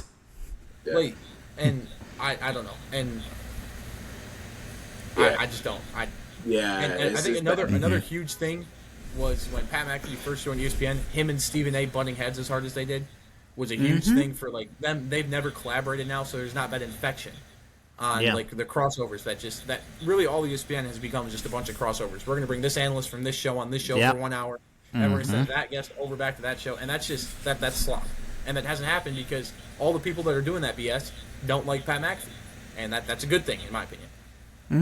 Yeah, that's true. I like Pat. I don't know Pat enough though. To be honest, I don't really watch Pat. I don't really watch his, but I don't fucking hate this video. That's very true. But I'm watching ESPN just to analyze how far downhill they're going. Yeah. I mean, during football season, I think tapping into the Pat McAfee show is actually like a good thing. Outside of football season, other than if they have they don't have much good to contribute, but they know that. Like they go in there and they don't say shit like it's fact. So here's the thing though. ESPN, they have to be even better NFL because they have the Super Bowl this year. So true. They're going to be on ABC and ESPN. But I mean, at the same time, Buck and Aikman is calling it perfect. Whoa, so we don't get chef's kiss. We don't get no NBC, bro. No. What's his name? Mike Tirico. Also, I said this before. Mike Tirico probably put on one of the greatest years I ever seen from a commentator. But that shit was peak, bro. Yeah. He called NBA amazing. And then he did the Super Bowl, the Winter Olympics. Yeah. No, he was peak. But whenever I saw that NBC Peacock, man, I was living good. Man. Even though Reggie Miller is dickhead. Reggie Miller's a dickhead. It's not Reggie Miller though, not Reggie. But you. Jesus. But, I like Jamal Crawford though. Even though a lot of people don't like him, I love Jamal. Crawford he's growing on me a little bit. I think like the more I listen to him in the Western Conference Final, it was more of a Reggie Miller problem. I mean, it's a little bit hard to be great alongside. Yeah. I mean, it only takes the Kevin Harlans of the world and the Mike Tiricos of the world, you know. I think my problem with both Reggie Miller and Jamal Crawford is that when they're announcing those games, you can tell very clearly who they're training for. And it's a huge problem with Reggie Miller, especially during last postseason when the Pacers were running through. Yeah. You could tell that, like, he didn't want the Bucks to win. He didn't want the Thunder to win. He didn't want that the Knicks motherfucker to win. hates Giannis. And I think Mike Breen does a spectacular job because he does a lot of Knicks games. The Knicks lose a lot. And yet you could never tell that he was not excited when another team won. Yeah, during that postseason run last year with the Knicks when that Josh Hart shot, he was yelling. Like, you would tell he was excited. But then when other teams come down and win against the Knicks, he's showing that same level of excitement. Yeah. And that's why I think, like, Jamal Crawford, Reggie Miller, like, they are so biased that you lose a little bit of the story of the game, and they're trying to tell that story themselves. I get you. Yeah. I get what you mean. I like that. Reggie, for me, Reggie is just, bro, sometimes he, like, tries just too hard. He tries too hard. Yes. Like, bro, come on, bro. Like, I understand, bro, you want to be the best or whatever, bro. You want to change your narrative, bro, but goddamn, man. Yeah. You like the best call sometimes is just to say your piece and then just be done, bro. You know what I mean? You don't gotta keep yapping, bro. That's why I low-key like Jamal a little bit, because Jamal, he sees the game and like he's just commentating the game, but like in a way he gives like his little piece about why like Anthony Edwards is like going crazy right now, why he's not. Yeah. But, like, then he done, bro. Then he lets somebody else take over. You know what I mean? That's the problem with 3 announcer and broadcaster sets. That's fair. Football's perfect. There's one person talking most of the time, and then the other guy talks for a little bit. Like, it's very clear. Like, it is my turn, it is your turn, it is my turn, it is your turn. Like, you're never having one of those guys that neither talk too much. They both talk the perfect amount, and almost every single football duo has the ratio down perfectly. You got a third guy. Now there's the player-to-player conversations. There's like the play-by-play asks a question to the color commentators. They both want to answer. We've already moved on from that play. Yeah. And I think that's. I don't know why there's a third. There doesn't need to be a third. Yeah. There's no need. The only thing though about that though is that there's more, like, the plays are happening so quickly in the NBA that you like sort of need that third nigga to like say a little something to give that the other 2 niggas like some help. But that's true. I mean. Versus the NFL, where it's just like literally the play is play, and then the play, then the dude after just says what happened in the play. And plus there's like 25 to 30 seconds before the next play, so it's perfect for a commentator to commentate. But like with basketball, I really think guys like Reggie Miller and Jamal Crawford and whoever's like the partner, Richard Jefferson, they just need to learn the art of shutting the fuck up. Yes. Like sometimes just shut up. There is color commentary for a reason. Your job, like, they're really not supposed to talk until there's a break in the play. They're not. They are active. They're active analysis. They are not a part of the current play. You talk about what happened after it happens, not as it's happening. Yeah. Yo, Richard Jefferson think this shit a comedy show, boy. Bro, and it's not. I'll tell you that. Yes, that's the problem. No, do you know what? Do you know when Richard Jefferson became a problem? When they put that whistle in his mouth during a G League game, and now he thinks he's Jesus Christ. Oh yeah. That was the downfall, because he really wasn't that bad at first. He knew when to shut up. He wasn't saying anything crazy. He wasn't talking with crazy authority. He knew that, like, hey, I've never even been a top 5 person on an NBA team I've played on. But then they put that whistle in his mouth. I think he might have been like a year or 2 with the New Jersey Nets, but like Jets, or the Jets. Even then, and the Nets don't count. You're the best player on the Nets. Who cares? Look, wait, he went to the finals. He went to the finals. Did they win? No, they didn't, but they faced Duncan Spurs. Good job. Did they make it twice though? Didn't they go twice? I think so. I don't know. But like what you're saying, those 3-person commentary teams that don't work unless it was Mike Breen, Mark Jackson, man, and Stan Van Gundy. Which one? Yes. That was the perfect one. 'cause That Stan Van was Gundy the perfect three. Stan Van Gundy was so good at just being reactionary and then talking during timeouts and free throws, and he didn't really do a whole lot else, and Yeah. it was beautiful. And then Mark Jackson exactly knew how to hype that player up, especially when they were going into the commercial break. Yep, Mama there knows that man. Was that Jeff Yep. or Stan? Huh? Was that Jeff Van Gundy or Stan Van Gundy? That's Jeff, right? No, Jeff's on ESPN and Stan is currently with Prime. Okay. But Jeff's not even. Is he even a commentator anymore? No, he's the assistant coach for the Clippers. Yeah. Yeah. Bro, they sold, bro. Now we got motherfucking. Last year was even worse. Didn't they have last year was Doris Burke. Right? Yeah, bro. She was tragic. World War II, French in the World War Germans. II. Bro, that's tragic, bro. Oh my Nah. god. Y'all want to get to that World Cup though? Oh yeah. Let's get to that World Cup right quick. Yeah, we have gone off topic. But But yeah, we are. Wait, we're a day away, aren't we? We're a day away. We are a day away. Hey, I want to say at first, I'm not gonna thug that, but F Mexico, you know what I mean? South Africa all day, baby. Let's get it. Yeah, I like so that. locked in, bro. I mean, I'm legit. I'm locked in because I remember the last World Cup we were in. I think it was our senior year, wasn't it? Senior high school. It was our senior year. That was turn. Boy, that I'll never forget that the final France versus Argentina. I was taking my senior pictures, watching it at the public market. Yeah, I'll never forget that, bro. Damn. Bro, it was like, literally everybody in there was like, bro, it was so fun. Bro, we can have some type of Wise Talk watch party for the final. Yeah, that'd be fine for the Oh yeah, we do got to make that happen. I mean, we damn near talk to Max damn near every day, so we got to make that. We definitely got to make that happen. But like what you said, that World Cup final, that was outside of the 2021 NBA Finals Game 6 for obvious reasons. Greatest game I ever watched. Nope, that's wrong. Wait, what? Don't compare a basketball game to a World Cup game. That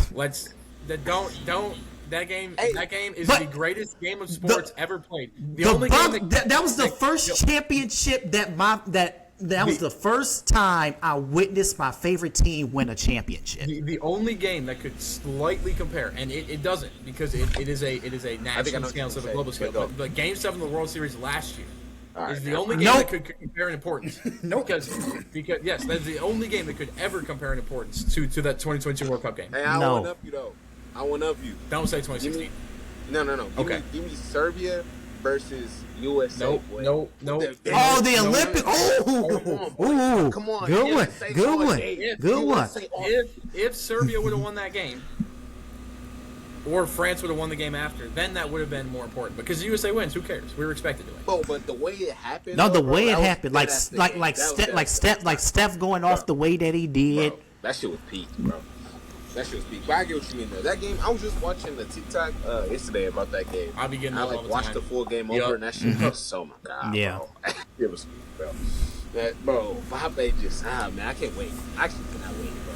I'm not lying. I don't even watch soccer for real, bro. I just like watching all the co people on the same team. That's really all I care. Should we go group by group here? Is that what we're saying? Yeah. Let's go group by group. Yeah, Ben, you lead the charge. Yeah, bro. So Group A. Should I read these teams? You guys have these up or no? No. I got it up. I'm about to play it. We're looking at Czechia, Korea, Mexico, and South Africa. Yes, sir, baby. Okay. I think Korea and Mexico. Mexico tops that group. Korea takes second, and I think South Africa will take third, but then sneak in on a wild card. I think they're one of the 8 teams that advance. Yo, Mexico's not winning a single game. Okay. They're. I sure hope not. They're going to beat Czechia, and they're most likely going to beat South Africa. Nah, bro. That's tomorrow. Yeah. Tomorrow at 2 p.m. Yep. I think they draw against Korea and move through in the tiebreaker. Like they beat Czechia worse than Korea does. Then Group B, the worst group in the entire tournament. Oh yeah. Switzerland, Canada, Qatar. Ugh. Canada and Switzerland move on, and we just pray to God that Bosnia or Qatar don't beat the other one by enough that they get to move on because we don't want either of those teams in the knockout stage. And that's the problem with expanding the whole World Cup. Teams like Qatar are going to sneak into a knockout stage. That's ridiculous. All right. But I think Canada tops, Switzerland second, or vice versa. It doesn't really matter. They're both moving on. Group C, Scotland, Haiti, Brazil, Morocco. This is an interesting group. It is an interesting group. Haiti, I'm so sorry. Haiti might not score goals. Haiti might not score goals. I'm rooting for Haiti. The entire group stage? The entire group stage. I don't think Haiti will. I mean, they're not going to score against Morocco. I don't see it happening. They have a chance against Brazil, but with Militao healthy, the Brazilian defense is. Shout out Neymar. Neymar back, by the way. Shout out Neymar. Neymar will be there. He probably won't play, but he will be there. Yeah, he definitely. And Scotland's been fantastic through the group stages, through the qualification tournament. They've been fantastic, and their defense has been even better. I think Morocco wins the group. I think they beat Brazil. Yeah. I mean, that's not crazy. I like that. I think Brazil and Scotland, it's going to be a good game. I think they're going to fight, but I think Brazil takes second, and then Scotland again takes one of the 8 wild card and moves through. So 3 teams out of Group C. You guys got any comments there? Anything crazy? Nah, Brazil got all like the people.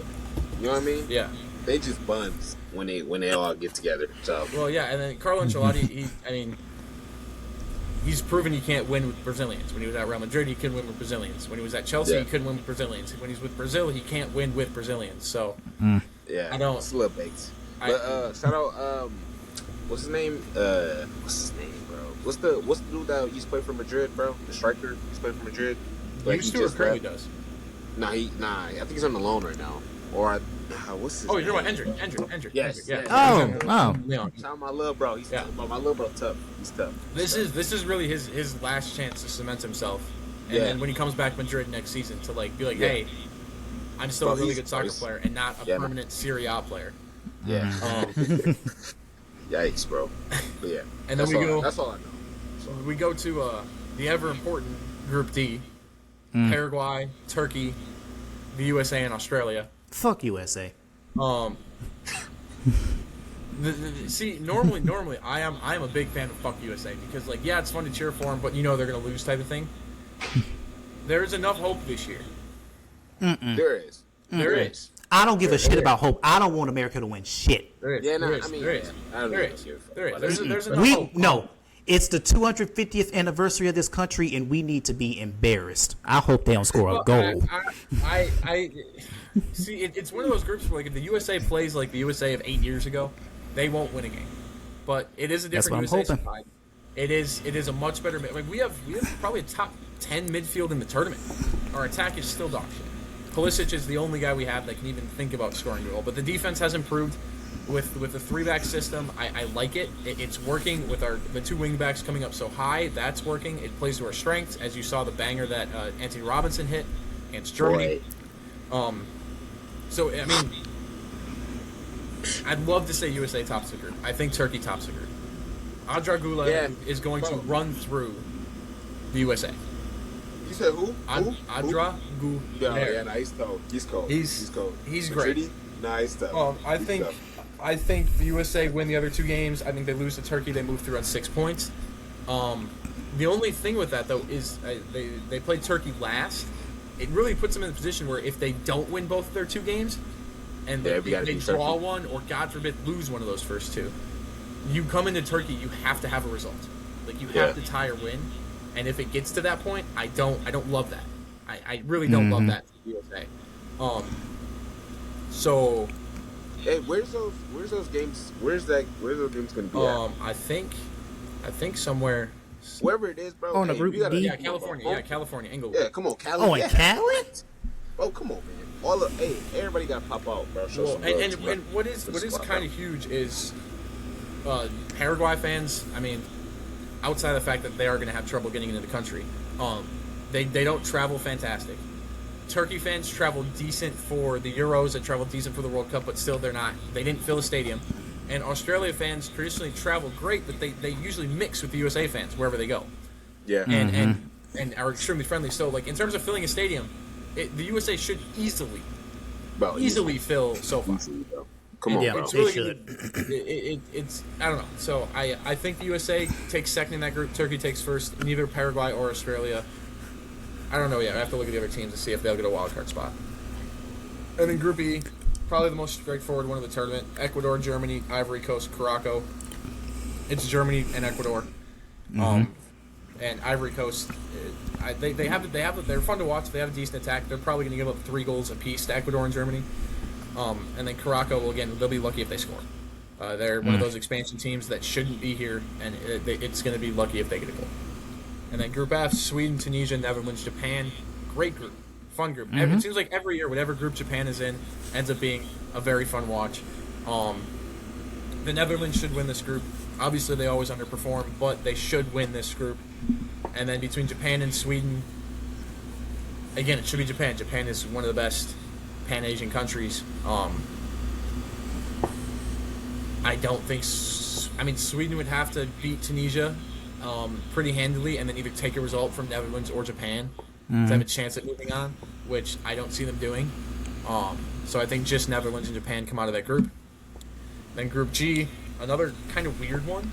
Actually, a really weird one. Iran, New Zealand, Belgium, and Egypt. On paper, Belgium should win the group by a lot.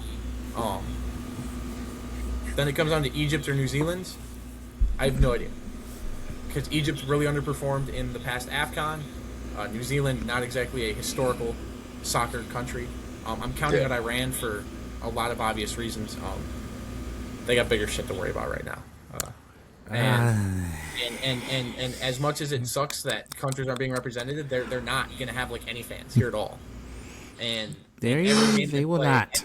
Any game they play, it's going to feel like it's going to feel like they're playing in the home country of whoever they're playing. And it completely defeats the purpose of a World Cup. So I just can't see Iran even taking a result from any of these games. Like even a 0-0 tie. I don't. Yeah. Stop laughing, EJ. I don't know if I can say what I want to say on this podcast, so I'm got to beat around. We are being closely watched by a certain group of administrators, so I would just say. Let's be real here. Fuck Donald Trump. If we wanted to host a World Cup, we should not be stopping people from coming into our country. That defeats the purpose of the World Cup. Yeah, for sure. World Cup and then shut it down to the world. Exactly. That's I don't get it. Bro, come on, bro. All right, Group H. Another really easy one. Spain, Cabo Verde. Right. How'd they make it here? Saudi Arabia and Uruguay. Saudi Arabia way overperformed last World Cup, closer to their home country when they were playing Qatar, obviously. We hate watching Saudi though. We hate watching Saudi. Well, obviously. And Uruguay struggled the past few World Cups. Really since they knocked out Ronaldo in Russia, in Russia, it's been rough times for Uruguay. Spain should top the group with 9 points easily, and I think Saudi Arabia and Uruguay could put up a good fight with each other. I think they both end on 4 points, and I think they both move on. I think they draw against each other and beat Cabo Verde, and then that's going to be kind of not like a boring watch, but like Spain's going to beat the brakes off everybody. Cabo Verde is going to get the brakes beat off them. The only good game there is Uruguay and Saudi Arabia. Then we go Iraq, Norway, France, and Senegal.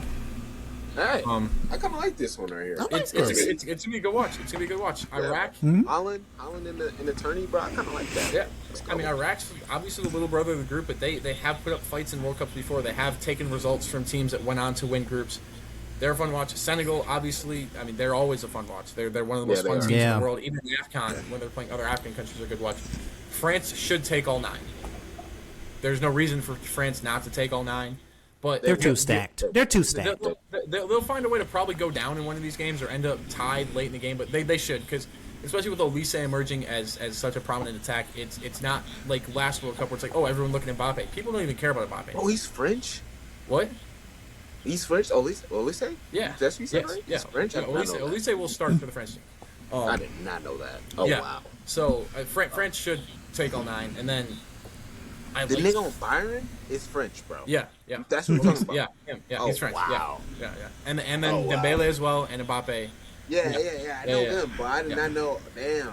Yeah, we'll get back to them, but I think Senegal over Norway. This is the best Norwegian team ever. Holland being as good as he is, and really since his father played, taking that step forward and bringing Norway into a national spotlight. I like Senegal. Senegal competes in AFCON. They do really well, and I like watching them. So I think Senegal and Norway both lead the group, but I think Senegal leads in second place. Norway has to take the wild card spot. Okay. Holy shit! There's a lot of teams this year. Yeah. And then the most bullshit group in the world. Even though I got two agenda watches here. Yeah, Algeria, Argentina, Austria, and Jordan. Jordan and Argentina are my agenda watches. Who the fuck cares? All right, Argentina's gonna win the group. Yeah. Whichever one of the three come out of that, which I'm gonna be honest with you, I don't know. Probably. Hopefully Jordan. Obvious reasons. I'd say Jordan's probably the least likely. I mean, Austria has the benefit of playing in Europe and playing in those Europe competitions. Obviously, like Algeria and Jordan, I don't know. I really don't know. Where's this at again? This would be in Miami. I want to know. No. Okay. Yeah. Ooh, Miami. That's wrong. Arrowhead. Oh, Kansas City. Yeah, they're home Kansas City. So Messi in Florida, bro. Right. Messi should be in Florida. Bro, or Cali or somewhere. Yo, you put Lionel Messi in Arrowhead? Come on, bro. Yeah, I mean, when you think about it, that probably is the best place for Messi, just in terms of, like, Argentina travels better than any other national fan base, and it's not around a massive city, right? It's around Kansas City. No one cares about Kansas City. Like, in terms of keeping the Messi crazy. Messi said, okay, that's fair. Yeah, that's fair. That's fair. And also remember, the groups and the locations were decided before the draw, so they didn't choose to put them in Arrowhead. I didn't know that. They're not like, Argentina's playing, let's put them in Arrowhead. It is by chance. Otherwise, it would be unfair. Okay.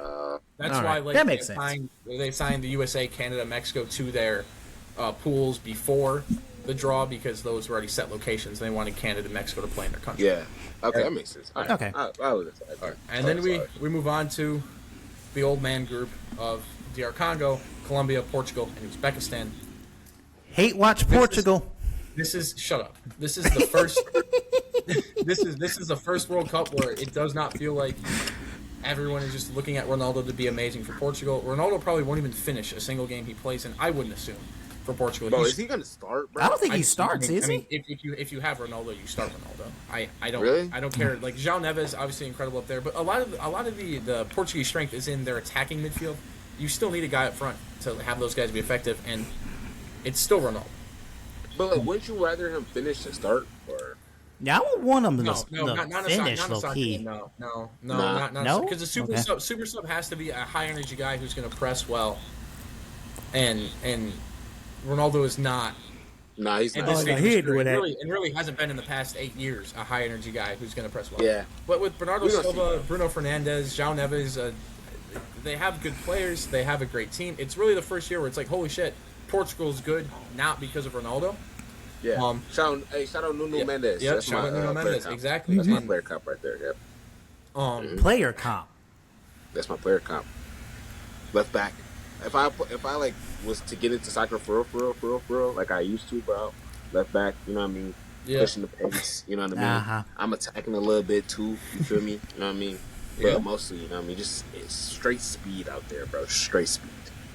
Yeah. Strapping Lamine Yamal too, by the way. Put that out there. Fuck Lamine Yamal. Don't get me started on him. Forgot me. You can't say that on Trey's birthday. Yes, I can. I'll say that name. I don't give a damn. Are you kidding me?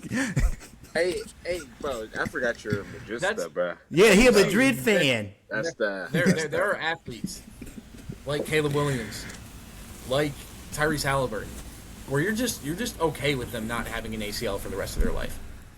God. Lamine Yamal is one of those athletes. Tyrese Halliburton. Absolutely. I did like Tyrese Halliburton when he was still in state. I didn't mind him at Iowa State, but who cares? It's Iowa State. They were bad back then. He was average back then. And I didn't I didn't like him on the Pacers, obviously. Still don't. I mean, Well, I mean, Pete Carlson, another one of those guys where it's like, hey, if he just, oh yeah, PCA, fuck him. if he just didn't walk until he was in his 40s, I would be okay with that. Like, and Lamine Yamal is on that list. Golly. Boy, that nigga be boy. What? It is a real nightmares about that boy. But yeah, I feel you though. anyways, back to the group. Yeah. Portugal should top it. They'll beat Congo. They'll beat Uzbekistan. Colombia's going to fight. Portugal's going to beat them. It's as simple as that. Colombia should come out of the group as well. Uzbekistan and the DR Congo. I don't see them taking a wild card spot. Yeah, I mean that's pretty straightforward group. Portugal Colombia is going to be a good watch. Let's see what game that is. It's the last game of the group. It might not matter at all other than seeding because they should both win their first 2 games, and then it'll come down to Uzbekistan. Where's that at? That one is in Houston. Ooh. At NRG. So Okay. Colombia is going to show out to that. Colombians travel spectacularly, especially within North America. I'm curious what the DR Congo shows out in terms of fans. I don't really know what to expect from them. Again, Uzbekistan, they're gonna have fans. They're not gonna be great. It is what it is. Yeah. Again, with the orange dude in office, you can never really know who's gonna be able to travel to what games. And yeah, it is what it is. Unfortunately, I'm banking on him to interfere.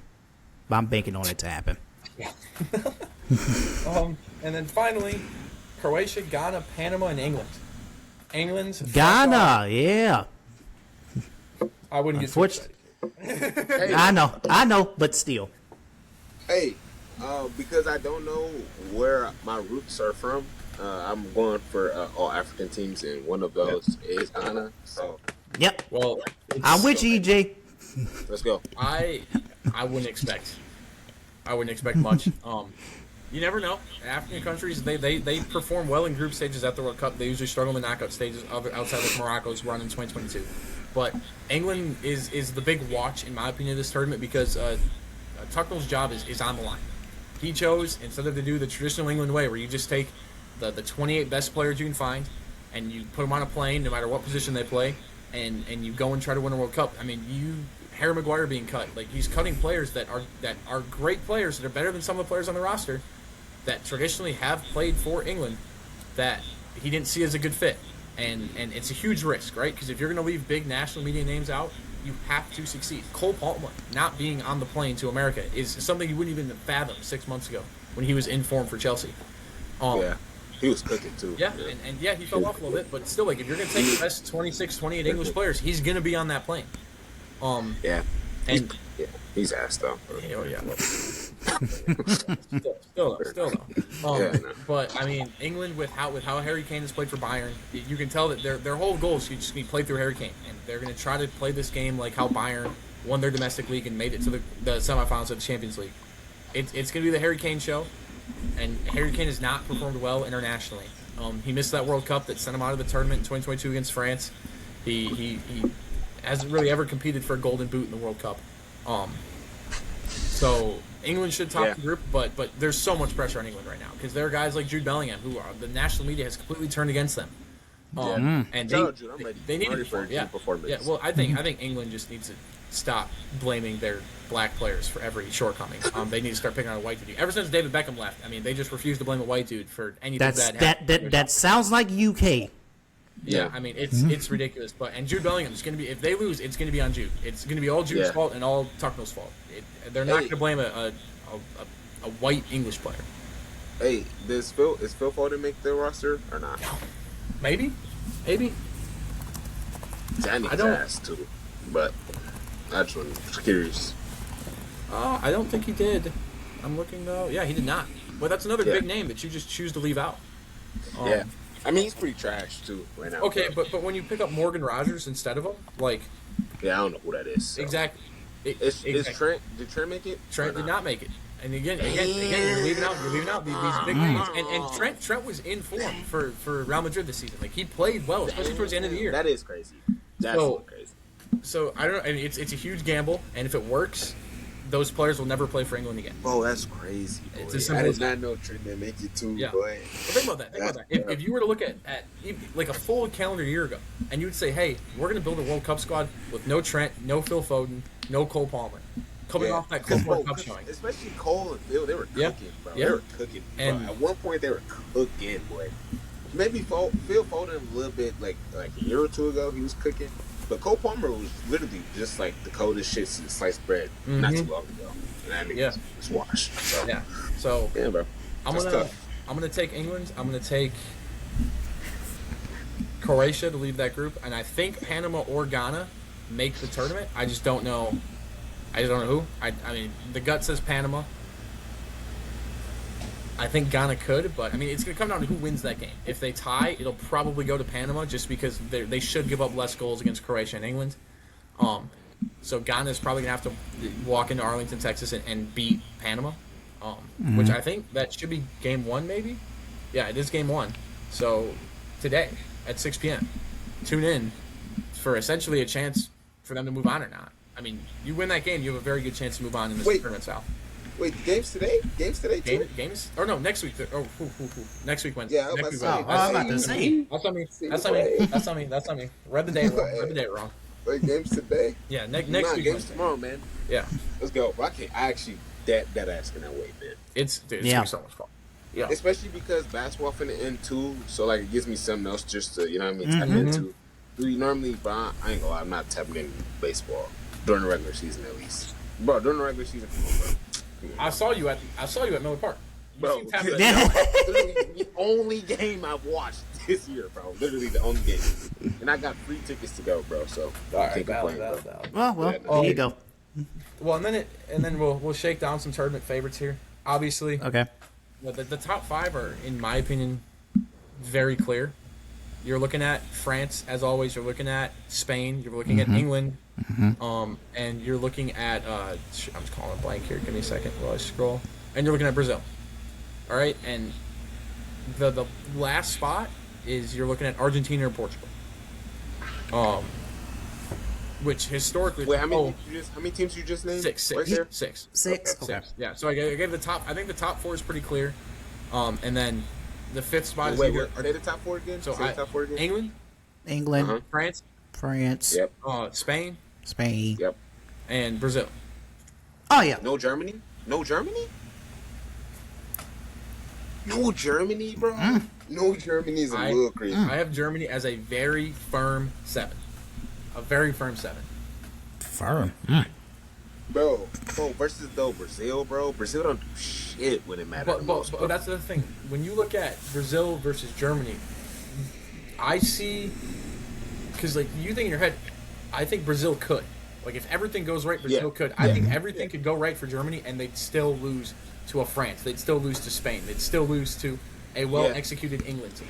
I think if Brazil on their day, when they're not playing like a bunch of fucking idiots, they can beat everybody. I don't see Germany being able to beat everyone. I just think, I mean, the talent on Brazil's, I think, like they have just like pure like player for player, they're smoking Germany. I'm not gonna lie, but I think Germany is just a better like team, like just a team oriented, like just a better team than Brazil. Brazil just got a bunch of people that can like look like LeBron James in themselves, but on a team, bro, they looking like Luke Cornett type shit. You know what I mean? It's like it's a big difference, bro. It's a big difference.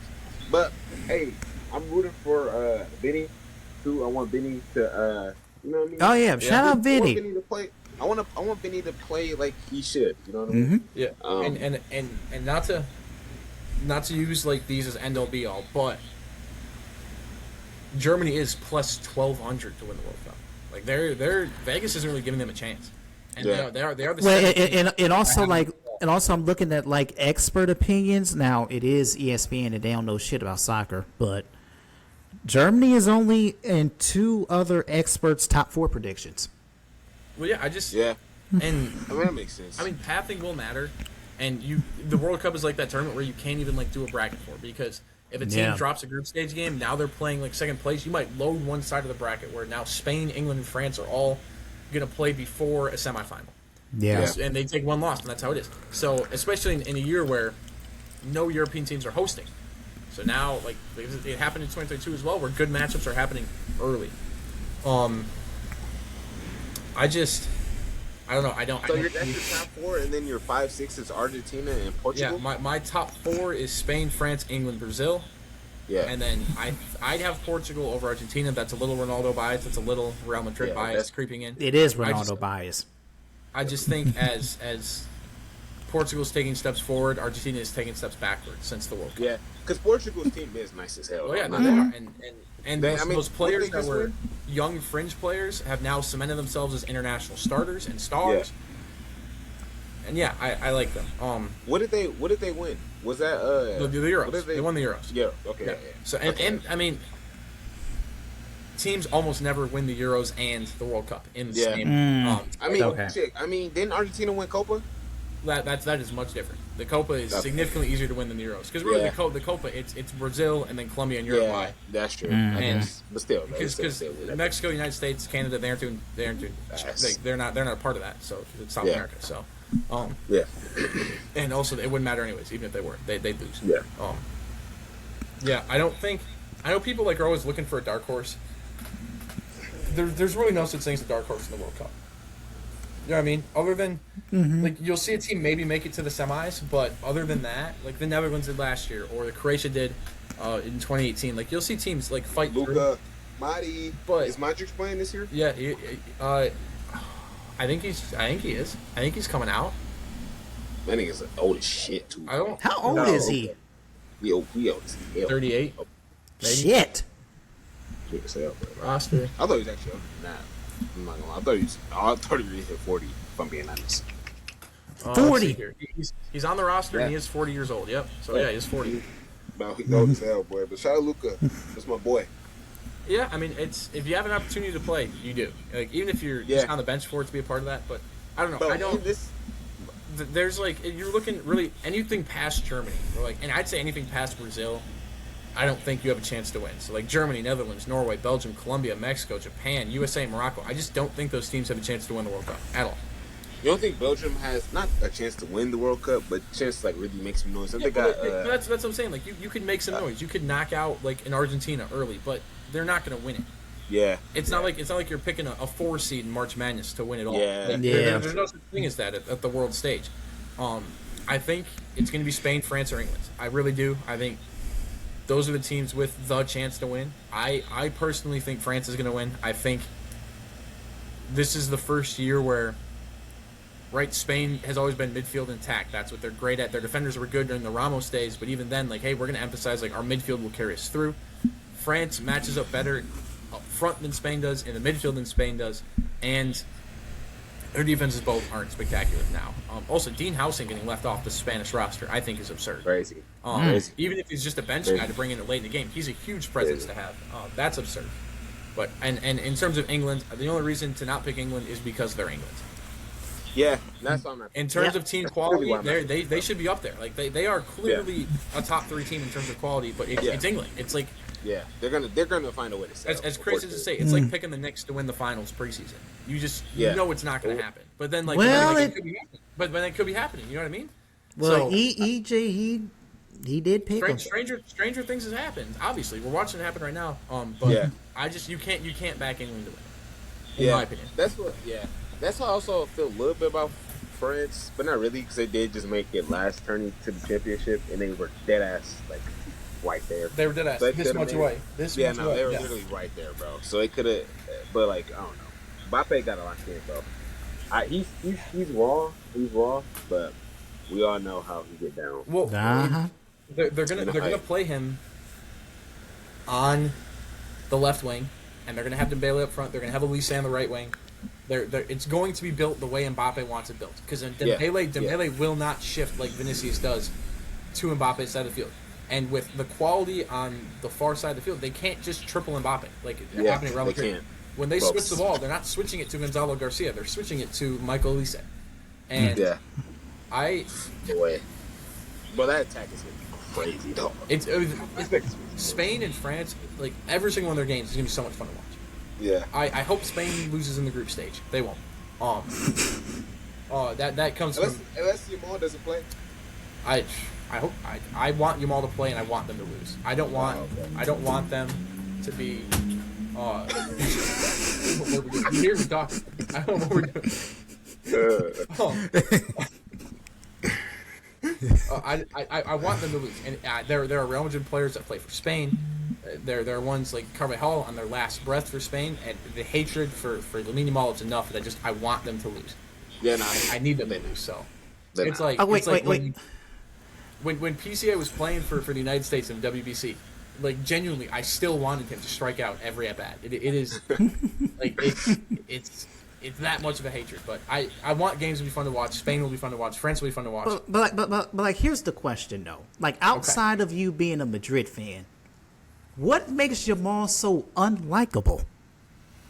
The fans. Players themselves, I find players rarely that unlikable. It is how the fans treat them and talk about them. That's fair. And Barcelona fans are the bane of my existence. Yeah, no, yeah. How do you think I feel about certain Madrid fans? Well, yeah. Nah, but I get what you mean, because Chris is a prime example of a Oh, Jesus Christ. But Trey is literally the prime example of a Jamal fan that it genuinely makes him unlikable, bro. Because it goes both ways. Like when there were Madrid fans, when Jamal had broken out for Spain and it was playing well for Barcelona, they were still like defending Endrick and like making him sound like he was better than Jamal. Like it goes both ways. I understand like Madrid fans are just as horrible, but like when it is against you, it really just makes you hate the guy. Yeah. And I really do hope that. Yeah. Yeah. And they be spanking y'all shit like consistently. All right, take a break. Bro, I know you We won one out of the three games that happened this year, and yeah. But I'll let it slide. Y'all won that game. Yeah. The last year y'all got smacked. We don't talk about last year. We do not talk about last year. Ran through. I don't think I've ever been. Didn't play one of the games, right? Or I something don't. happened. Shut up. I don't think I've ever been that mad. When we went up 1-0 in the 4th minute last season, in a Clásico and lost 5-2. Oh my God, my TV, bro! I almost put a shoe through that. It was ridiculous. So funny, bro.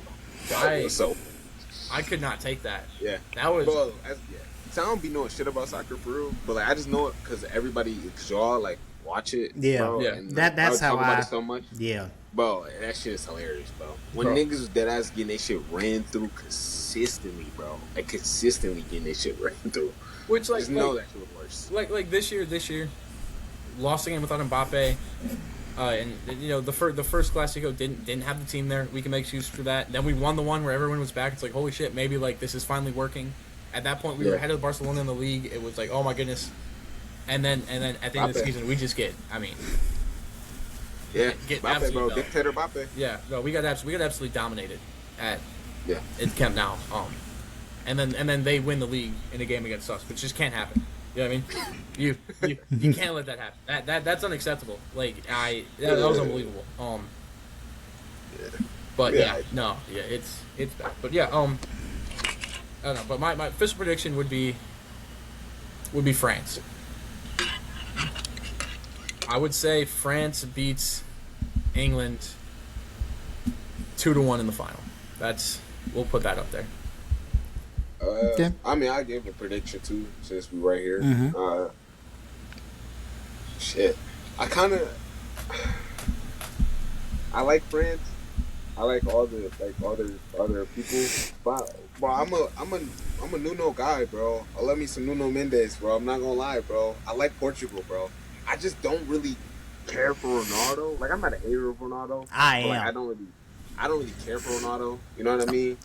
But like, I kind of do want him to get a little chip, World Cup chip. He don't got one, right? Nope. Yeah, he has not completed football yet.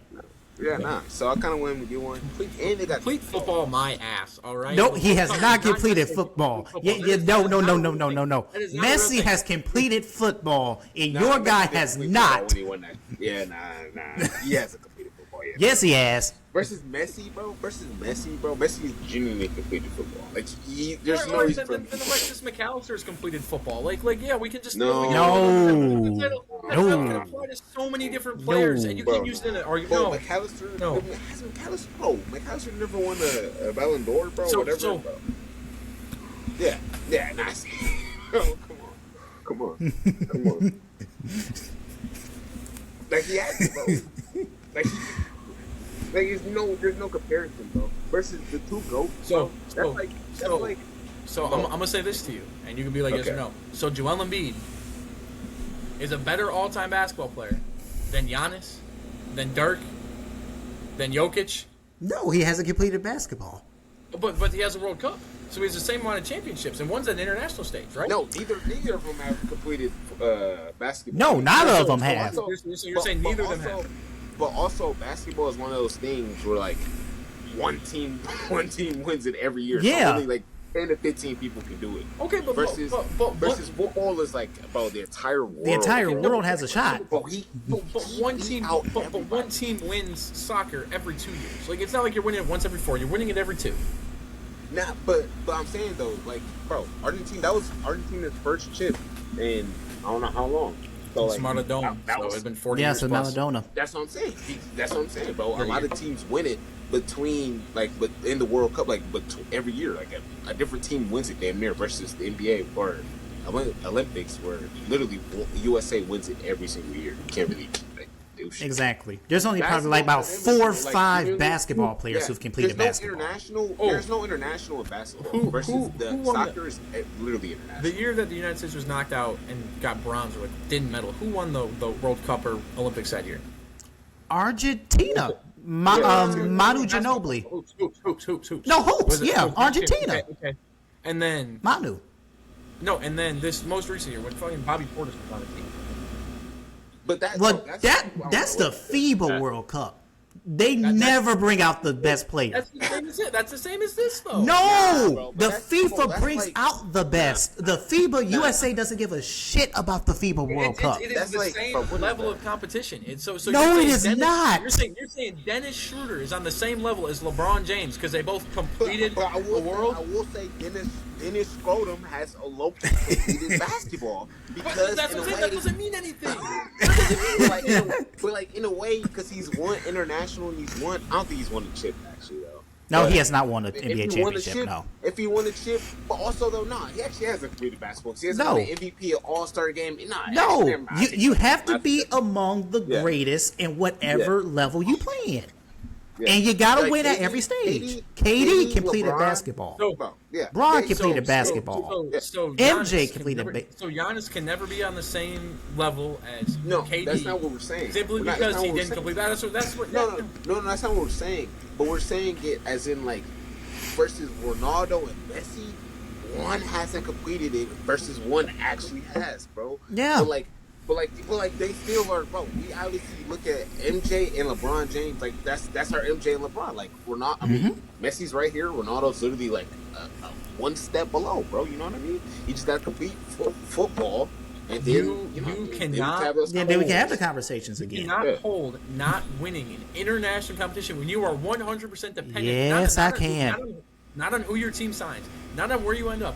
You are dependent on where motherfuckers are born. That is the only thing that you are dependent on. That's like, no, you can't hold that against somebody, and you can't give that to somebody because Messi didn't win shit. Messi didn't win a goddamn thing until he had the players around him to do it. Ronaldo at no point of his career had the players around him to do it. That's not what we're gonna do though, because Messi was in that motherfucker going crazy. And name one World Cup in which Ronaldo went crazy. On that team, bro. Name one World Cup in which Ronaldo went crazy. Russia, 2018. He scored a hat trick against Spain and took him out of the group stage. The only reason they lost to Uruguay is because he got hurt and had to be subbed out. He was going nuts that game. Oh, well, condition yourself better. But the point is though, bro, that one did it and one didn't do it. You know what I mean? That's the bottom line, bro. Like one could, like you. So you mean to tell me Messi ain't complete football? I'm here to tell you that it doesn't mean a goddamn thing. I'm not saying it. In reality, it don't mean a damn thing. Yeah, it probably doesn't. It doesn't. Yeah, no. So if it don't mean anything, we don't gotta say it. If it don't mean anything, we don't gotta say it. But this is coming from somebody. If you go in the trophy case, you know Messi has. He has everything that you want. Bro, he has it. Bro, everything, any and everything. Okay, I'm with that. And this is coming from somebody. I personally think that Messi is a greater soccer player than Ronaldo. But I also think holding international team achievements for or against a player means nothing at all. We're not.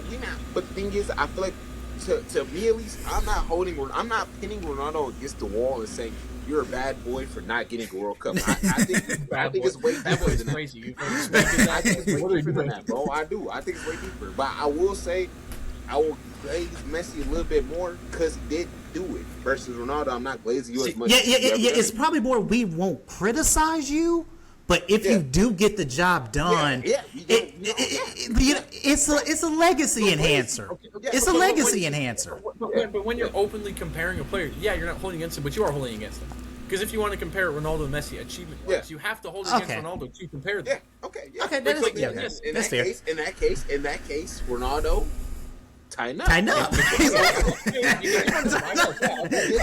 Get back, bro. Get back, bro. Get back. But nah, back to the original point. I think say all that to say, I'm gonna give Ronaldo his first World Cup.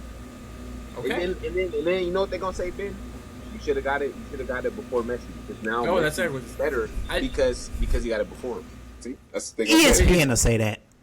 Yeah, that's it's a lose. Don't get me started on ESPN soccer coverage. Every single person. It's awful. What is that? No, Fox is even worse. Not his name.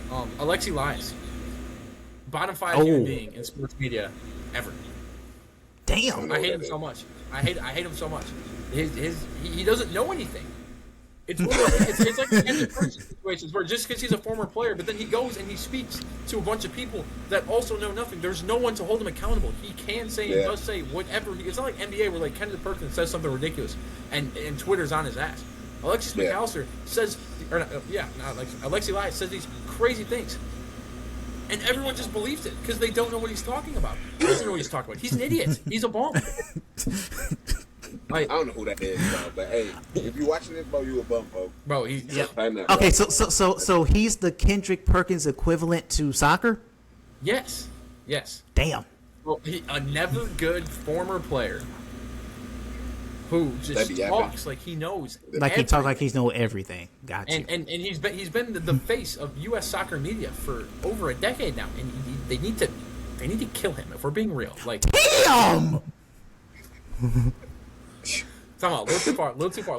Fired Maiden. Bro, all you gotta say is they gotta jump his ass. Just say jump his ass. Stomp his ass out. Jump his ass, like, you don't gotta kill him, but like if he has a heart attack after you're done, like it is what it is type of thing. Yeah. Like, oh my God, Jesus Christ. Yeah. Ben, you make my job hard. You make my job. You're gonna probably have to edit that out. You probably have to edit this whole thing out. It is what it is. Now I gotta go 2 hours and 11 minutes in just for me to edit that shit. I don't condone the murder of anybody that has. Actually, don't kill nobody because I don't think I'm allowed to say that anyways. Don't kill nobody, but like. Don't kill anybody except the Orange Man. But no, see, you can't say that. That gets you on a list. See, that's what I did today. Hey, New York. All I gotta say is New York. Y'all niggas find the wrong people. Bro, how? Yes. That's what I'm like.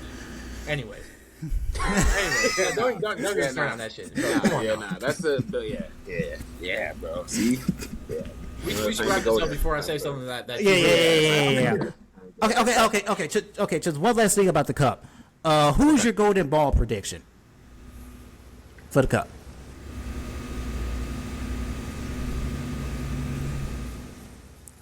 Hey, give me Nuno. Wait, what is the golden ball? Is that like the most goals? I think that best player? Is that the best player in the MVP? Golden boot is most goals. Golden ball is. Golden ball is best player. Golden boot is. Okay. Nuno, best left back in the world. Best back in the world. And I expect.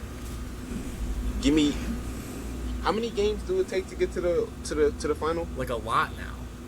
Like 6, 7. Is it 6? Let me see how many it is now. Because it's I'm a bang your ass. Don't do that shit. Yeah, don't. Because how many teams? 8, 32, and how many? 24 teams make it, right? Yeah, I think so. That's wrong, nigga. Damn. 24 out of 32 make it? That can't be right. That can't be right. Because now it seems like everybody getting in. Nah, it gotta be a lot though. Well, no, because 2 from 8 and then 8 more. Yeah, 24. Oh yeah, because 2 qualify and then the wild card. Yeah. Damn. Teams make.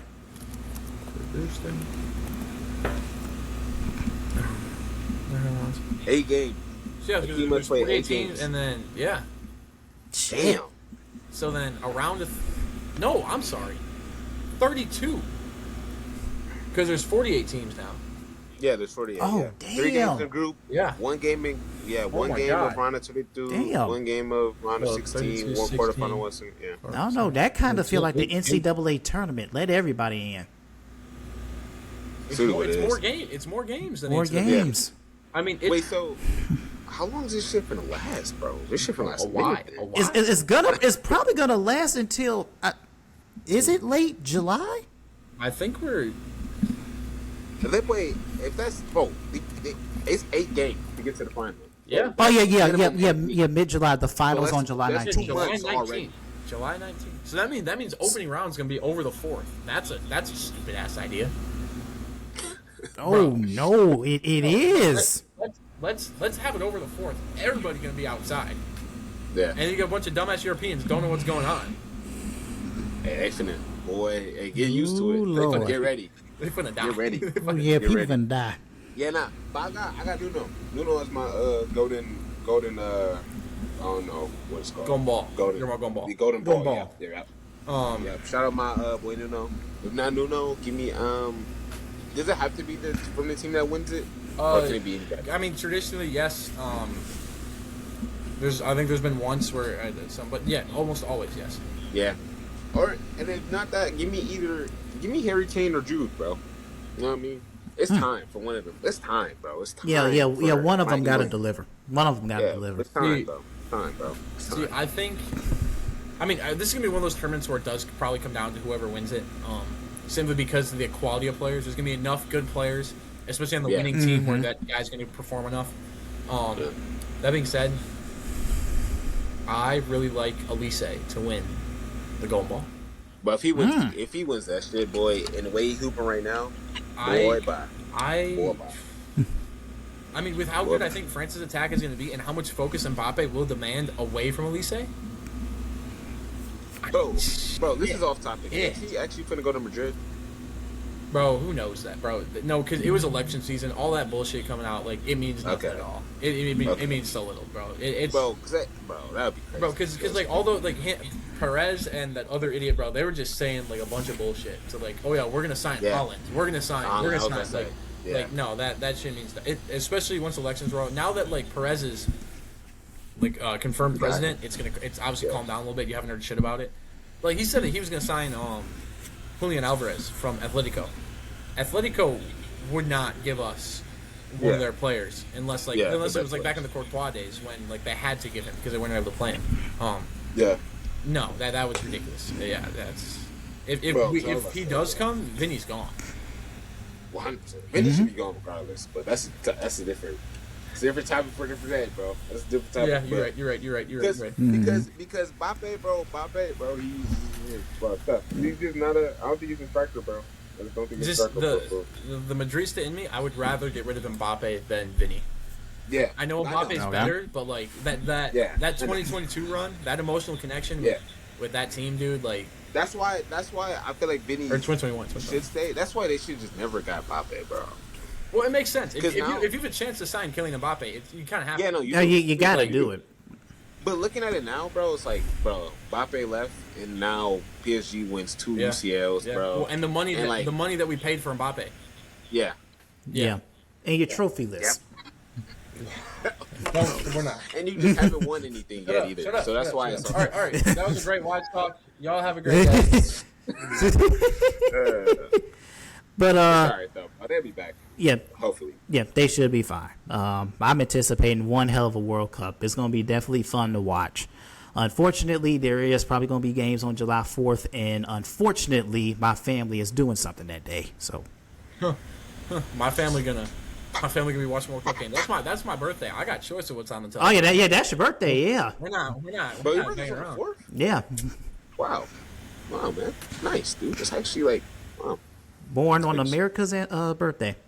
Yeah, we don't gotta talk about that right now. Yeah. You might as well I'll claim that. I'll claim that. Yeah. It's not for you, bro. Especially while little bro. Yeah. Just Oh yeah. move it to July 5th. Yep. Bro. Move to July 5th. Yep. All right. But yeah. Yeah, that was definitely a fun one. Fun podcast. Do got some Packers news though.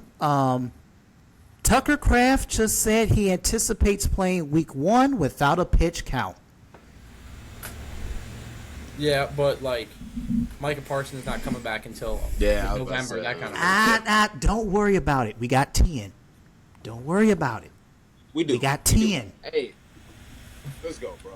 Don't worry about it. You're right. MVP year on the way. Every time. Okay, every 10 time can be all right, but if 8 keeps beating women, we might not have a run game this year. Like, I'm gonna say this right here, right now, because I don't know if I said it on the last podcast. I don't know when this news came through. Oh yeah, you didn't. If you this are came rich after. and famous, if you are rich and famous, stop beating your wife. It is not that hard to keep your hands to yourself. Stop beating motherfuckers. You don't have to choke somebody just because you got $30 million. Wait, so you're saying it's okay though if you're broke as shit to beat your girl? Yeah, because if you're broke as shit. Oh wait a minute. Wait, hold on. Wait, no. I see your character. No, I saw a good. Wait. No. No. Do not dig a hole for yourself. No. Ben, shut up. Shut it. Executive decision. Shut up. Shut up. No. If you got $100 million in the bank account, nothing in your life is that bad for you to be beating your wife. Hey, but if you got zero, I get angry sometimes. Like, come on now. Okay, that's it. Thank you for watching Wise Talk. We'll see you later.